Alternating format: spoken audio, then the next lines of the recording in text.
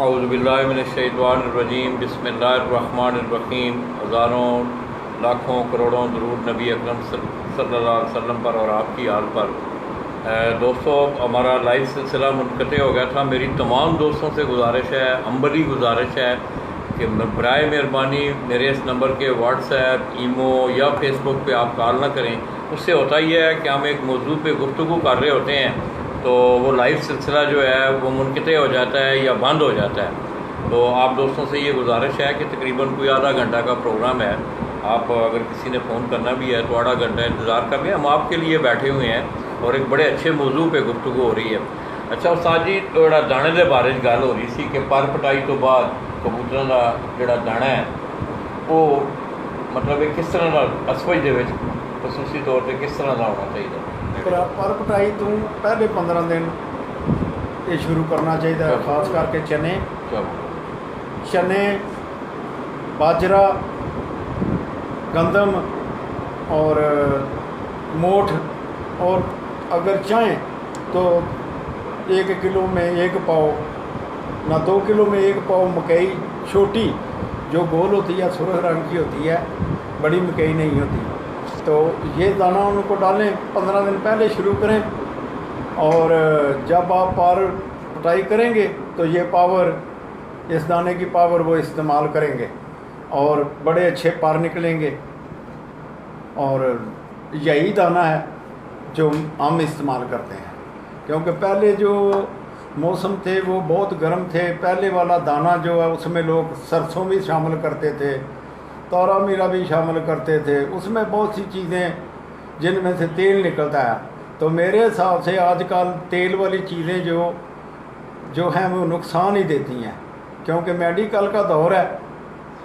اب آ رہے ہیں کھلاڑی واپس اپنے دیسی نسخوں پر، بہرحال یہ میڈیکل کا دور ہے، تو جس کبوتر کو بھی وہ تیل والی چیزیں دی ہوئی ہوتی ہیں، مثلا سریوں، تارا میرا، سورج مکھی، ان پر میڈیکل اثر نہیں کرتا بلکہ نقصان دیتا ہے۔ اس لیے آج کل وہ ساری چیزیں جاتی رہی ہیں، صرف باجرا، چنے، موٹھ اور تھوڑی گندم اور تھوڑی مکئی، یہی دانہ ہے۔ تو جب 1 ہفتہ رہ جائے تو اس میں سے چنی نکال دیں، کیونکہ یہ کبوتر کو موٹا کرتی ہے، پاورفل ہوتی ہے۔ تو اس کے بعد جب کبوتر باہر چلے جائیں تو پھر تھوڑی سی گندم اور باقی کا دھلا ہوا صاف ستھرا چھان بین کے موٹا موٹا باجرا، یہی ان کی خوراک ہے، وہ دیتے جائیں اور ان کو اڑاتے جائیں۔ جب جی باجرا یہ دانا ہوتا ہے، میں اکثر دیکھنا ہوا، میں جانا بھی ہے چھتاں تے اسی وزٹ پہ جانے ہیں، باجرے نو دھونا بہت ضروری ہے، بہت ہی ضروری ہے۔ یہ دوستو یہ بڑا عام بات ہے، یہ ہر بار کبوتر بعد پھنس جاتے ہیں، جن کے کبوتر بیمار ہو جاتے ہیں، آدھے سے زیادہ مر جاتے ہیں، پکی ہوئی فصل پر گڑا پھر جاتا ہے۔ یہ صرف یہی وجہ ہے کہ یہ سب دانہ منڈی سے آتا ہے، اور منڈی والے باجرے پہ یا کسی بھی دانے پہ اعتبار نہیں کرنا چاہیے، کیونکہ ان کے ساتھ سپرے یا زہر انہوں نے لگایا ہوتا ہے۔ ہر دانہ جو کہ آپ منڈی سے لائیں گے اس کو دھونا بہت ہی ضروری ہے، اور انشاءاللہ تعالیٰ آپ کے کبوتر تندرست رہیں گے۔ سب سے زیادہ خطرناک آج کل یہی چیز ہے۔ ایک تو پولٹری فارم والی بیماریوں نے بہت زور کر دیا ہے، دوسرا یہ جو دانہ آتا ہے اس میں گارنٹڈ زہر لگا ہوتا ہے، اور اس کو جلدی سے جلدی، جتنی جلدی ہو سکے فیسٹ کر کے اس کو دھو کر دھوپ میں سکھانا چاہیے۔ دو دھوپیں یا 3 دھوپیں لگا دے، کڑک کر دے، دانہ مکمل سوکھا ہونا چاہیے، اور میں نے پہلے بتا دیا ہے یہ دانہ مکس کر کے ڈالیں، تو انشاءاللہ تعالیٰ آپ کے کبوتر بھی تندرست رہیں گے اور پاورفل رہیں گے۔ اچھا نمبردار جی، یہ تو ہو گیا دانے کا، آپ نے سن لیا نمبردار جی سے کہ انہوں نے سرسوں، تارا میرا، سورج مکھی، اس کے متعلق انہوں نے کہا کہ میں جو ہے یہ چیزیں استعمال نہیں کرتا ہوں، میں گندم پہلے کرتے تھے، ہاں پہلے لوگ پہلے ہی استاد جی بھی کہتے ہیں کہ پہلے میں کرتا تھا، اب میں نہیں کرتا ہوں، میرا طریقہ کار یہ ہے۔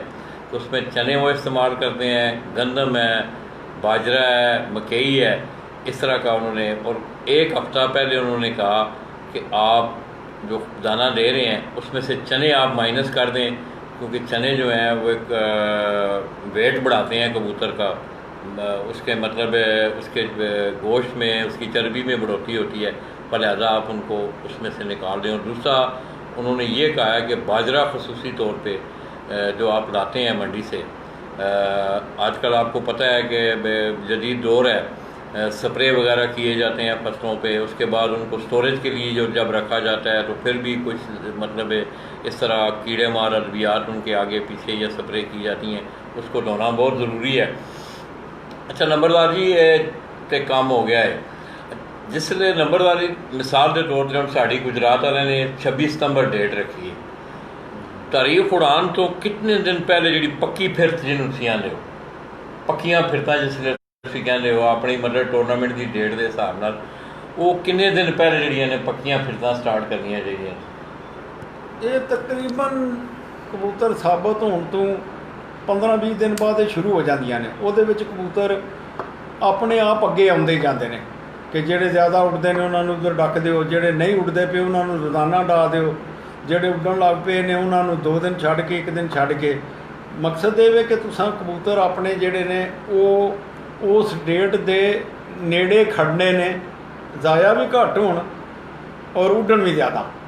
ਅਤੇ ਉਹਦਾ ਤਰੀਕਾਕਾਰ ਸਾਡੇ ਕੋਲ ਤਾਂ ਇਹ ਹੀ ਹੈ ਕਿ ਅਸੀਂ ਜਿਹੜੇ ਕਬੂਤਰ 5-5 6-6 ਘੰਟੇ ਲਗਾਉਣ ਲੱਗ ਪੈਂਦੇ ਨੇ ਅਤੇ ਉਹਨਾਂ ਨੂੰ ਮੇਰਾ ਮਤਲਬ ਹੈ ਪਹਿਲੇ ਤਾਂ ਮੈਂ ਅਰਜ਼ ਕਰਦੇ ਹਾਂ ਕਿ ਜਦੋਂ ਭੋਰੇ ਸ਼ੁਰੂ ਕਰਦੇ ਨੇ, ਭੋਰੇ ਵੀ ਪਾਉਂਦੇ ਨੇ, ਅਸੀਂ ਵੀ ਪਾਉਂਦੇ ਹਾਂ ਭੋਰੇ, ਦੇਸੀ ਘਿਓ ਦੀ ਥੋੜ੍ਹੀ ਸਾਰੀ ਰੋਟੀ ਵਿੱਚ ਲਾ ਲਿਆ ਅਤੇ ਉਹ ਜਿਹੜਾ ਕਬੂਤਰ ਉੱਡ ਕੇ ਆਇਆ ਚੌਂਕ ਇਹਨਾਂ ਨੂੰ ਖੁਰਾਕ ਨਹੀਂ ਮਿਲੀ ਹੁੰਦੀ, ਜਿਹੜਾ 5-5 ਘੰਟੇ 2-2 3-3 ਵਾਰੀ ਲਾ ਕੇ ਆਉਂਦਾ ਉਹਨੂੰ 10-10 ਭੋਰੇ ਦੇ ਕੇ ਅਤੇ ਪਾਣੀ ਪਿਆ ਕੇ ਅਤੇ ਫਰਕ ਕਰ ਦਿੱਤਾ।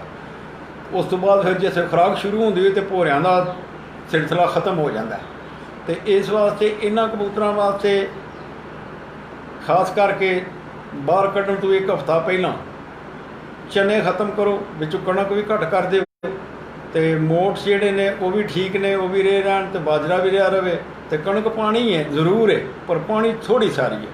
ਮਸਲਨ 1 ਕਿਲੋ ਦੇ ਵਿੱਚ 1 ਛਟਾਂਗ ਕਣਕ ਹੋ ਜਾਏ ਜਿਹੜਾ ਕੋਈ ਦਾਣਾ, ਕਿਉਂਕਿ ਇਹ ਦਾਣੇ ਨੂੰ ਆਪਸ ਦੇ ਵਿੱਚ ਜੋੜਦੀ ਹੈ।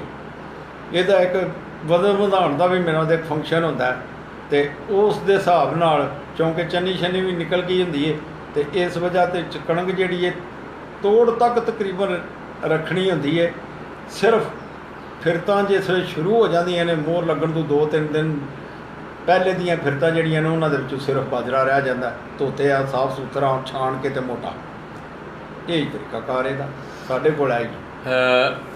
तो दोस्तों आपने सुना उस्ताद चौधरी मोहम्मद नंबरदार ने आपको दाने के मतलब उन्होंने मुफस्सल जो है वो तरतीब आपको बताई। अच्छा नंबरदार जी दूसरी गल ये कि जो फाइनल स्काड होता है जोड़ा कबूतर में टूरनामेंट के उड़ाना होता है जी, वो तुसी जिहड़ियां फिरतां जिस वे शुरू करते हो उहदे चों फाइनल स्काड से सिलेक्ट करते हो फिर? जी बिल्कुल, उहदे विच जिहड़ा बंदा उन्हां नूं फिरतां दे रहा हुंदा है ਇਹ ਸਭ ਤੋਂ ਜ਼ਿਆਦਾ ਅੱਛੀ ਸਿਲੈਕਸ਼ਨ ਉਹ ਕਰ ਸਕਦਾ, ਉਹਨੂੰ ਪਤਾ ਹੁੰਦਾ ਅਤੇ ਉਹਨੂੰ ਇਸ ਚੀਜ਼ ਦਾ ਪੂਰਾ ਅੱਧੀ ਗੇਮ ਜਿਹੜੀ ਉਹ ਸਿਲੈਕਸ਼ਨ 'ਤੇ ਜਾ ਕੇ ਮੁੱਕ ਜਾਂਦੀ ਹੈ। ਕਈ ਸਾਡੇ ਭਰਾ ਹੁੰਦੇ ਨੇ ਜਿਹੜੇ ਆਖਦੇ ਨੇ ਪਿਛਲੇ ਸੀਜ਼ਨ ਬੜਾ ਉੱਡਿਆ ਹੁਣ ਨਹੀਂ ਪਿਆ ਉੱਡਦਾ ਅਤੇ ਵਿੱਚ ਉੱਡ ਜੇਦਾ, ਉਹ ਕੋਈ ਨਹੀਂ ਉੱਡਦਾ ਕਿਉਂਕਿ ਜ਼ਮੈਸ਼ਸ਼ੁਦਾ ਗੱਲਾਂ ਨੇ। ਕਬੂਤਰ ਅਤੇ ਖਿਲਾੜੀ ਉਹ ਹੀ ਹੁੰਦੇ ਨੇ ਜਿਹੜੇ ਫਿੱਟ ਹੋਣ ਉਸ ਵਕਤ 'ਤੇ, ਅਤੇ ਫਿੱਟ ਖਿਲਾੜੀ ਵਿੱਚ ਸ਼ਾਮਲ ਕਰੋ, ਭਾਵੇਂ ਉਹ ਪੱਠੇ ਨੇ ਭਾਵੇਂ ਪੱਠੀਆਂ ਨੇ ਅਤੇ ਭਾਵੇਂ ਬੁੱਢਾ ਕਬੂਤਰ ਹੈ, ਜਿਹੜਾ ਵੀ ਤੁਹਾਡੀ ਬਿਹਤਰੀਨ ਰਿਜ਼ਲਟ ਦੇ ਰਿਹਾ, ਜਿਹੜਾ ਮਤਵਾਤਰ ਉੱਡ ਰਿਹਾ, ਜਿਹੜਾ ਤੁਹਾਨੂੰ ਧੋਖਾ ਨਹੀਂ ਦੇ ਰਿਹਾ, ਉਹ ਹੀ ਤੁਹਾਡੇ ਕੰਮ ਦਾ। ਅਤੇ ਨੰਬਰਦਾਰ ਜੀ ਇਹਦੇ 'ਚ ਜਿਹੜਾ ਸਿਲੈਕਸ਼ਨ ਦਾ ਮਾਇਆਰ ਹੁੰਦਾ ਹੈ ਜਿਸ ਤਰ੍ਹਾਂ ਤੁਸੀਂ ਮਤਲਬ ਤਕਰੀਬਨ ਇੱਕ ਸਵਾਲ ਹੈ ਮੇਰਾ ਜ਼ਿਮਨੀ ਜਿਹਾ ਇੱਕ ਸਵਾਲ ਹੈ ਕਿ ਕਿਤਨੇ ਘੰਟੇ ਐਵਰੇਜ ਇੱਕ ਕਬੂਤਰ ਉੱਡਦਾ ਹੋਵੇ ਤਾਂ ਉਹਦੀ ਸਿਲੈਕਸ਼ਨ ਬਿਹਤਰੀਨ ਹੁੰਦੀ ਹੈ, ਜਿਹਦੀ ਵਾਪਸੀ ਵੀ ਅੱਛੀ ਹੋਵੇ, ਉਹ ਟਾਈਮ ਵੀ ਇੱਕ ਅੱਛਾ ਦਿੰਦਾ ਹੋਵੇ, ਕਿੰਨਾ ਆਲਮੋਸਟ ਉੱਡਦਾ ਹੋਵੇ ਜਿਹਦੇ ਜਿਹੜਾ ਅਸੀਂ ਉਹਨੂੰ ਨੁਸਖੇ ਤੋਂ ਬਗੈਰ ਉੱਡਦਾ ਹੋਵੇ? ਕਿਉਂ ਕਿ ਤੁਸੀਂ ਫਿਰ ਜਾ ਕੇ ਜਿਸ ਟੂਰਨਾਮੈਂਟ ਦੇ ਸਟਾਰਟ ਹੁੰਦੇ ਨੇ ਉਹਦੇ ਦੌਰਾਨ ਫਿਰ ਖੁਰਾਕ ਦੇ ਨਾਲ ਦੋਸਤੋ ਅਗਲਾ ਜਿਹੜਾ ਹੱਥ ਹੁੰਦਾ ਹੈ ਜਿਹਨੂੰ ਤੁਸੀਂ ਨੁਸਖਾ ਦਾ ਨਾਂ ਦਿੰਦੇ ਹੋ ਕਿ ਉੱਥੇ ਜਾ ਕੇ ਫਿਰ ਉਸਤਾਦੀ ਹੁੰਦੀ ਹੈ ਅਤੇ ਉਹ ਜਿਹੜੀ ਚੀਜ਼ ਹੈ ਉਹ ਵੀ ਨੰਬਰਦਾਰ ਜੀ ਤੁਹਾਨੂੰ ਦੱਸਣ ਦੇ। ਅਤੇ ਉਹ ਨੰਬਰਦਾਰ ਜੀ ਉਹ ਕਿੰਨੇ ਘੰਟੇ ਦੀ ਐਵਰੇਜ ਦਾ ਕਬੂਤਰ ਜਿਹੜਾ ਹੈ ਜਿਹਦੀ ਵਾਪਸੀ ਵੀ ਅੱਛੀ ਹੋਵੇ ਜਿਸ ਤਰ੍ਹਾਂ ਤੁਸੀਂ ਕਿਹਾ? ਉਹ ਆਪਣੇ ਘਰ ਸਹੀ ਟਾਈਮ ਨਾਲ ਬਹਿੰਦਾ ਹੋਵੇ, ਸਿਆਣਪ ਹੋਵੇ, ਉਹਦੀ ਅੱਛੀ ਹੋਵੇ, ਉਹ ਆਲਮੋਸਟ ਕਿੰਨੇ ਘੰਟੇ ਦੀ ਐਵਰੇਜ ਦਾ ਕਬੂਤਰ ਹੋਣਾ ਚਾਹੀਦਾ ਜਿਹਨੂੰ ਮਤਲਬ ਇਸ ਸਕਾਡ 'ਚ ਲਿਆਓ? ਜੀ ਬਿਲਕੁਲ ਜੀ, ਅਸੀਂ ਤੇ ਆਪਣੇ ਹਿਸਾਬ ਦੇ ਵਿੱਚ 5 ਘੰਟੇ ਤੋਂ ਉੱਤੇ ਉੱਡਣਾ ਚਾਹੀਦਾ ਕਬੂਤਰ। ਜਿਹੜਾ ਕਬੂਤਰ 5 ਘੰਟੇ ਉੱਡਦਾ, ਅਸੀਂ ਸਮਝਦੇ ਹਾਂ ਕਿ ਉਹ ਇਸ ਕਾਬਲ ਹੈ ਵੇ ਕਿ ਕਿਸੇ ਵਕਤ ਵੀ ਉਹਨੂੰ ਮੈਦਾਨ ਦੇ ਵਿੱਚ ਛੱਡਿਆ ਜਾ ਸਕਦਾ ਹੈ। ਕੋਈ 5 ਘੰਟੇ ਉਹ ਆਪ ਉੱਡਦਾ ਹੋਵੇ, ਕੋਈ ਥੋੜ੍ਹਾ ਕੁ ਉਹਦਾ ਤਰਲਾ ਮਿੰਨਤ ਕਰੀਏ, ਵਾ ਮੇਰਾ ਮਤਲਬ ਹੈ ਉਹਨੂੰ ਖਿਦਮਤਦਾਰੀ ਕਰੀਏ। ਇਹ ਦੋਸਤੋ ਤਰਲਾ ਮਿੰਨਤ ਦਾ ਜਿਹੜਾ ਮਤਲਬ ਹੈ ਨਾ, ਉਹ ਤਰਲਾ ਮਿੰਨਤ ਦਾ ਮਤਲਬ ਹੈ ਉਹ ਰਾਤੀ ਜਿਹੜਾ ਅਸੀਂ 3 ਵਜੇ ਉੱਠ ਕੇ ਸਵੇਰ 4 ਵਜੇ ਉਹਨਾਂ ਨੂੰ ਉੱਡਣ ਤੋਂ ਪਹਿਲਾਂ ਬਹੁਤ ਸਾਰੇ ਤਰੀਕੇਕਾਰ ਨੇ, ਤੁਸੀਂ ਬਿਹਤਰ ਸਮਝਦੇ ਹੋ, ਉਹਦੇ ਮੁਤਾਬਕ ਉਹ ਕਹਿੰਦੇ ਨੇ ਕਿ ਤਰਲਾ ਮਿੰਟ ਫਿਰ ਜਿਹੜਾ ਕਰਕੇ ਫਿਰ ਉਹਦਾ ਟਾਈਮ ਵੱਧ ਸਕਦਾ। ਉਹਦਾ ਕੋਈ ਟਾਈਮ 2 ਘੰਟੇ ਜਾਂ ਮੇਰਾ ਮਤਲਬ 3 ਘੰਟੇ, ਜੇ ਕੋਈ ਚੰਗੀ ਨਸਲ ਦਾ ਕਬੂਤਰ ਹੋਵੇ ਜਾਂ ਅੱਛੀ ਨਸਲ ਦਾ ਹੋਵੇ, ਕਿਉਂਕਿ ਮਾਲਕ ਨੂੰ ਪਤਾ ਹੁੰਦਾ ਕਿਹੜੀ ਨਸਲ ਦਾ ਕਬੂਤਰ ਹੈ, ਉਹਨਾਂ ਨੂੰ ਨਹੀਂ ਪਤਾ ਹੁੰਦਾ ਜਿਨ੍ਹਾਂ ਕਿੱਧਰ ਨੂੰ ਲਿਆ ਕੇ ਡਾਣੇ ਹੁੰਦੇ ਨੇ, ਅਤੇ ਜਿਨ੍ਹਾਂ ਨੇ ਘਰ ਦੇ ਕਬੂਤਰ ਉਡਾਣੇ ਹੁੰਦੇ ਨੇ। ਮਸਲਨ ਮੈਂ ਸਾਰੀ ਜ਼ਿੰਦਗੀ ਅੱਜ ਤੱਕ ਕੋਈ ਸਾਬਤ ਨਹੀਂ ਕਰ ਸਕਦਾ ਕਿ ਮੈਂ ਆਪਣੀ ਛੱਤ 'ਤੇ ਕਿਸੇ ਦਾ ਕਬੂਤਰ ਲਿਆ ਕੇ ਡਾਇਆ। ਇਸ ਵਾਸਤੇ ਸਾਨੂੰ ਆਪਣੇ ਕਬੂਤਰਾਂ ਦਾ ਪਤਾ ਹੁੰਦਾ, ਇਹਦੀ ਨਸਲ ਕੀ ਹੈ, ਇਹ ਇੱਥੋਂ ਘਟਣ ਨਹੀਂ ਲਗਾ।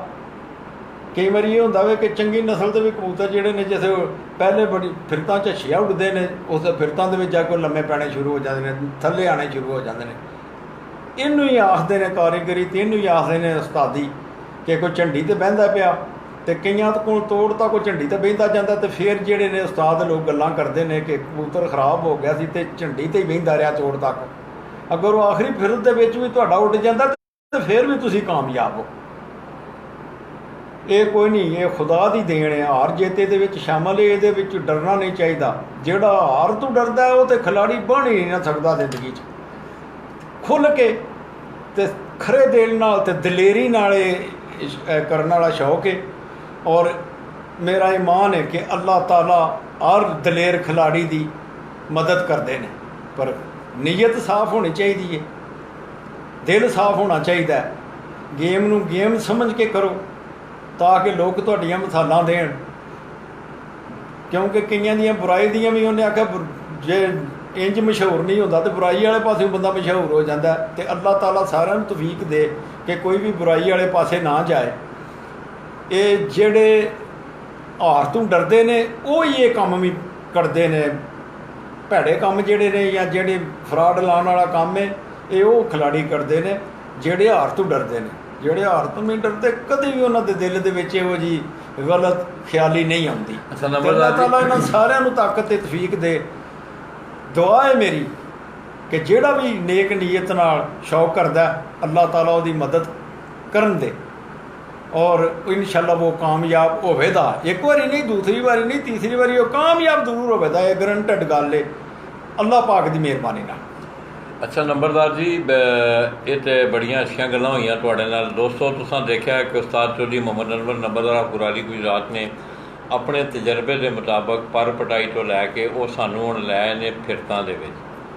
ਫਿਰਤਾਂ ਦਾ ਵੀ ਤਰੀਕੇਕਾਰ ਉਹਨਾਂ ਦੱਸਿਆ ਤੁਹਾਨੂੰ। ਕਬੂਤਰ ਜਿਸਲੇ ਲੇਸ ਹੋ ਜਾਣੇ ਨੇ, ਸਾਬਤ ਹੋ ਜਾਣੇ ਨੇ, ਉਹਨਾਂ ਨੂੰ ਕੱਢਣ ਦਾ ਤਰੀਕਾ ਵੀ ਦੱਸਿਆ, ਉਹਨਾਂ ਦਾ ਦਾਣਾ ਵੀ ਦੱਸਿਆ। ਜਿਸਲੇ ਪਰ ਪੱਟੇ ਜਾਂਦੇ ਨੇ ਉਹ ਅਮਲ ਵੀ ਉਹਨਾਂ ਦੱਸਿਆ ਕਿ ਮੈਂ ਆਪਣੀ ਜ਼ਿੰਦਗੀ 'ਚ ਅਮਲ ਲਾਜ਼ਮੀ ਕਰਨਾ ਵਾ ਕਿ ਦਾਬੜੇ ਦੇ ਨੀਮ ਗਰਮ ਪਾਣੀ ਲੈ ਕੇ ਜਿਸਲੇ ਉਹਨਾਂ ਦੀ ਪਰ ਪਟਾਈ ਹੁੰਦੀ ਹੈ ਅਤੇ ਉਹਨਾਂ ਨੂੰ ਡਿਪ ਕਰਕੇ ਅਤੇ ਫਿਰ ਅਸੀਂ ਖੁੱਡਿਆਂ ਦਾ ਉਹਨਾਂ ਤਰੀਕੇਕਾਰ ਤੁਹਾਨੂੰ ਦੱਸਿਆ। ਅੱਛਾ ਨੰਬਰਦਾਰ ਜੀ, ਇਹ ਤਾਂ ਗੱਲਾਂ ਹੋ ਗਈਆਂ।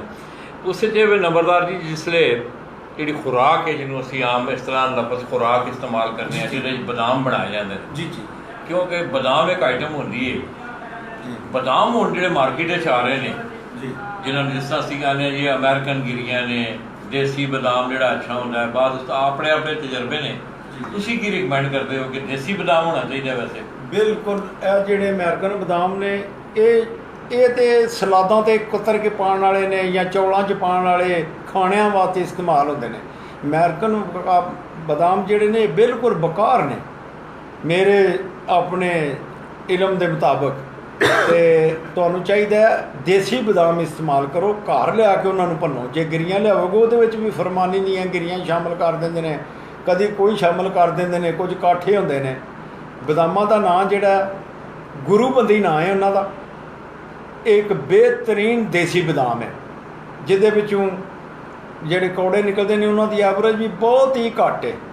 ਮਸਲਨ 100 ਦੇ ਵਿੱਚੋਂ 3 ਜਾਂ 4 ਗਿਰੀਆਂ ਕੌੜੀਆਂ ਨਿਕਲ ਵੀ ਆਉਣ ਤਾਂ ਕੋਈ ਹਰਜ ਨਹੀਂ। ਬਹਰਹਾਲ ਗਿਰੀਆਂ ਚੱਖ ਕੇ ਹੀ ਇਹਨਾਂ ਨੂੰ ਇਸਤੇਮਾਲ ਕਰਨਾ ਚਾਹੀਦਾ। ਕੌੜੀ ਗਿਰੀ ਜਿਹੜੀ ਉਹ ਨਹੀਂ ਜਾਣੀ ਚਾਹੀਦੀ, ਉਹ ਨੁਕਸਾਨ ਦੇਵੇ। ਅਤੇ ਗੁਰੂਬੰਦੀ ਨਾਂ ਹੈ ਜੀ ਇਹਨਾਂ ਬਦਾਮਾਂ ਦਾ। ਜਿੱਥੋਂ ਵੀ ਲੈਣੇ ਨੇ ਉਹਨਾਂ ਨੂੰ ਕਹੋ ਜੀ ਗੁਰੂਬੰਦੀ ਬਦਾਮ ਚਾਹੀਦੇ ਨੇ, ਅਤੇ ਉਹ ਇਨਸ਼ਾਅੱਲਾ ਪੂਰੇ ਪਾਵਰਫੁੱਲ ਅਤੇ ਬਿਹਤਰੀਨ ਬਦਾਮ ਹੁੰਦੇ ਨੇ। ਇਸ ਵੇਲੇ ਜਿਹੜੇ ਬਦਾਮ ਚੱਲ ਰਹੇ ਨੇ ਉਹ ਸ਼ਾਨਦਾਰ ਬਦਾਮ ਹੋਣਗੇ। ਇਹ ਹੀ ਬਦਾਮਾਂ ਦਾ। ਅੱਛਾ ਨੰਬਰਦਾਰ ਜੀ, ਇਹ ਤਾਂ ਹੋ ਗਿਆ ਬਦਾਮਾਂ ਦਾ। ਤੁਸੀਂ ਦੋਸਤੋ ਸੁਣਿਆ ਕਿ ਉਸਤਾਦ ਚੌਧਰੀ ਮੁਹੰਮਦ ਅਨਵਰ ਨੰਬਰਦਾਰ ਸਾਹਿਬ ਨੇ ਜਿਹੜਾ ਬਦਾਮ, ਉਹਨਾਂ ਨੇ ਕਿਹਾ ਕਿ ਮੇਰੇ ਜਿਹੜਾ ਤਜਰਬਾ ਹੈ ਜਾਂ ਜਿਹੜਾ ਮੈਂ ਗੁਰੂਬੰਦੀ ਬਦਾਮਾਂ ਦਾ ਨਾਂ ਹੈ ਕਿ ਉਹਦੇ 'ਚ ਉਹਦੀ ਜਿਹੜੀਆਂ ਕੌੜੀਆਂ ਗਿਰੀਆਂ ਹੁੰਦੀਆਂ ਨੇ ਉਹਦੀ ਰੇਸ਼ੋ ਵੀ ਘੱਟ ਹੁੰਦੀ ਹੈ। ਅੱਛਾ ਉਸਤਾਦ ਜੀ, ਇਹ ਤਾਂ ਹੋ ਗਿਆ ਗੁਰੂਬੰਦੀ ਬਦਾਮ ਆ ਗਏ ਜੀ। ਉਹਨਾਂ ਨੂੰ ਕੀ ਤਰੀਕਾ ਹੈ ਬਣਾਉਣ ਦਾ? ਤੁਸੀਂ ਜਿਹੜਾ ਤਰੀਕਾ ਉਹਨਾਂ ਨੂੰ ਬਣਾਉਂਦੇ ਹੋ, ਫੀ ਕਬੂਤਰ ਕਿੰਨੀਆਂ ਗਿਰੀਆਂ ਰੱਖਦੇ ਹੋ, ਫਿਰ ਉਹਨਾਂ ਨੂੰ ਕਿਸ ਤਰ੍ਹਾਂ ਮਤਲਬ ਹੈ ਰਾਤੀ ਭੇਜ ਦਿੰਦੇ ਹੋ, ਜਾਂ ਜੋ ਵੀ ਜਿਹੜਾ ਅਮਲ ਤੁਸੀਂ ਉਹਨਾਂ ਨਾਲ ਕਰਦੇ ਹੋ ਉਹਦੇ ਵਿੱਚ ਜਿਹੜੀ ਕੋਈ ਚੀਜ਼ ਪਾਉਂਦੇ ਹੋ, ਤਾਂ ਕਿ ਲੋਕਾਂ ਨੂੰ ਅਸੀਂ ਜਿਹੜੀਆਂ ਗੱਲਾਂ ਕਰਨੀਆਂ ਨੇ ਅੱਜ ਉਸਤਾਦ ਜੀ ਉਹ ਖੁੱਲੀਆਂ ਕਰਨੀਆਂ ਨੇ, ਤਾਂ ਕਿ ਲੋਕ ਇਹ ਨਾ ਆਖਣ ਕਿ ਉਸਤਾਦ ਚੌਧਰੀ ਨੰਬਰਦਾਰ ਜਿਹੜਾ ਕੋਈ ਗੱਲ ਛੁਪਾ ਗਿਆ। ਤੁਸੀਂ ਜਿਹੜਾ ਆਪਣਾ ਤਜਰਬਾ ਹੈ, ਬਾਕੀ ਤੇ ਲੋਕਾਂ ਦੀ ਮਰਜ਼ੀ ਹੈ, ਤੁਸੀਂ ਜਿਹੜਾ ਆਪਣਾ ਤਜਰਬਾ ਹੈ ਕਿ ਬਦਾਮ ਨੂੰ ਸਰ ਤੋੜਨ ਤੋਂ ਬਾਅਦ ਫੀ ਕਬੂਤਰ ਕਿੰਨੀਆਂ ਗਿਰੀਆਂ, ਉਹਨਾਂ ਨਾਲ ਜਿਹੜਾ ਅਮਲ ਕਰਨਾ ਹੈ ਉਹ ਜ਼ਰਾ ਮੈਗਜ਼ੀਨ ਦੀ ਨਜ਼ਰ ਕਰ ਦਿਓ। ਪਹਿਲੀ ਗੱਲ ਤਾਂ ਇਹ ਵੇ ਕਿ ਜਿੱਤ ਜਿਹੜੀ ਇਹ ਖੁਦਾ ਦੀ ਦੇਣ ਹੈ, ਇਹ ਕਿਸੇ ਬੰਦੇ ਦੀ ਦੇਣ ਨਹੀਂ। ਇੱਕੋ ਦਵਾਈ ਨਾਲ, ਇੱਕੋ ਖੁਰਾਕ ਨਾਲ ਤੁਸੀਂ 5-6 ਛੱਤਾਂ ਜਿਹੜੀਆਂ ਨੇ ਇੱਕੋ ਹੱਥ ਨਾਲ ਡਾ ਲੈਂਦੇ ਹੋ, ਅਤੇ ਜਿੱਤਦਾ ਸਿਰਫ ਇੱਕ ਹੀ ਹੈ, ਜਾਂ 2 ਨੰਬਰਾਂ 'ਚ ਆ ਜਾਣ ਦੇ ਹੋਰ। ਇਹ ਮੁਕੱਦਰਾਂ ਦੀ ਗੱਲ ਹੈ, ਇਹ ਤੁਹਾਡੀ ਨੀਅਤ 'ਤੇ ਮੁਨਹਸਰ ਹੈ। ਤੁਸੀਂ ਆਪਣੀ ਨੀਅਤ ਸਾਫ਼ ਰੱਖੋ ਔਰ ਆਪਣੇ ਦਿਨ ਦੇ ਵਿੱਚ ਇਹ ਗੱਲ ਬਹਾ ਲਓ ਕਿ ਮੈਂ ਜਿਹੜੀ ਕਰਨਾ ਵਾ ਪਿਆ ਇਹ ਹੀ ਕਾਮਯਾਬ ਹੈ, ਕਿਉਂਕਿ ਜਿਸ ਡਾਕਟਰ 'ਤੇ ਯਕੀਨ ਨਾ ਹੋਵੇ ਉਹਦੀ ਦਵਾਈ ਕਦੀ ਅਸਰ ਨਹੀਂ ਕਰਦੀ। ਇਸ ਵਾਸਤੇ ਤੁਸੀਂ ਇਹ ਆਪਣੇ ਦਿਨ ਦੇ ਵਿੱਚ ਯਕੀਨ ਰੱਖ ਲਓ ਕਿ ਜੋ ਕੁਝ ਮੈਂ ਕਰ ਰਿਹਾ ਇਹ 100% ਸਹੀ ਹੈ।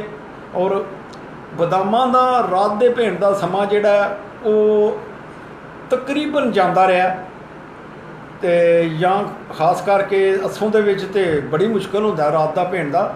ਪਰ ਰਾਤ ਦੇ ਬਦਾਮ ਜਿਹੜੇ ਭੇਂਦੇ ਨੇ ਲੋਕ, ਉਹਨਾਂ ਦੇ ਵਿੱਚ ਸੁਬਾਹ ਉਹਨਾਂ ਦੇ ਵਿੱਚ ਮਸਲਨ ਕਾਲੀ ਮਿਰਚ ਹੋ ਗਈ, ਮੋਟੀ ਇਲਾਚੀ ਹੋ ਗਈ, ਜੋ ਵੀ ਲੋਕ ਇਸਤੇਮਾਲ ਕਰਦੇ ਨੇ ਉਹ ਜ਼ਰਾ ਜ਼ਿਆਦਾ ਰੱਖ ਲੈਂਦੇ ਨੇ ਜਿੰਨਾ ਰਾਤੀ। ਇਹ ਹੁੰਦਾ ਕਬੂਤਰ ਦੇ ਉੱਡਣ 'ਤੇ ਮੁਨਹਸਰ ਹੈ, ਕਬੂਤਰ ਗਰਮ ਉੱਡ ਰਿਹਾ ਕਿ ਕਬੂਤਰ ਠੰਡਾ ਉੱਡ ਰਿਹਾ,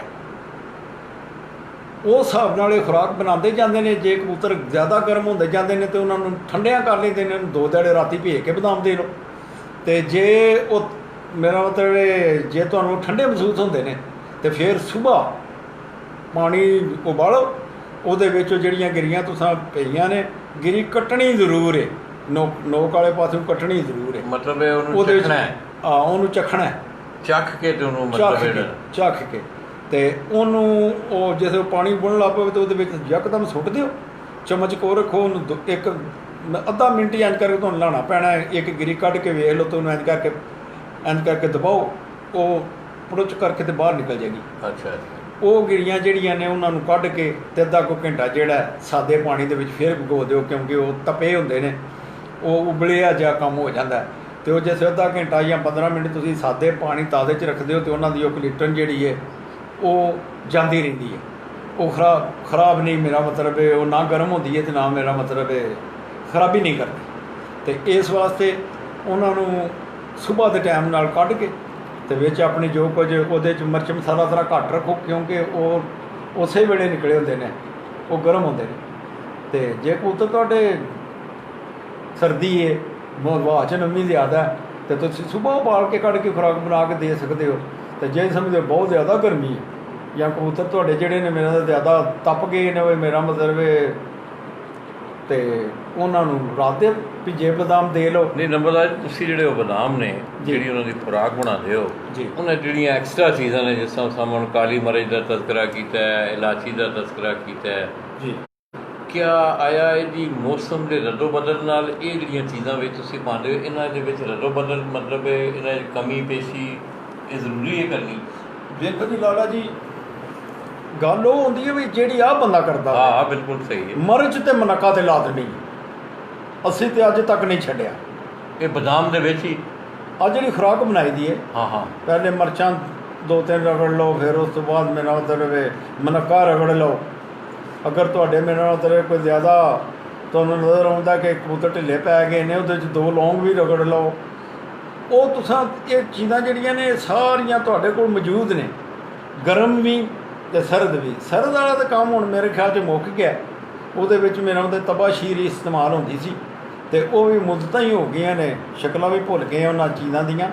ਅਤੇ ਇਹ ਹੁਣ ਜਿਹੜਾ ਕੰਮ ਗਰਮ ਹੀ ਚੱਲਦਾ।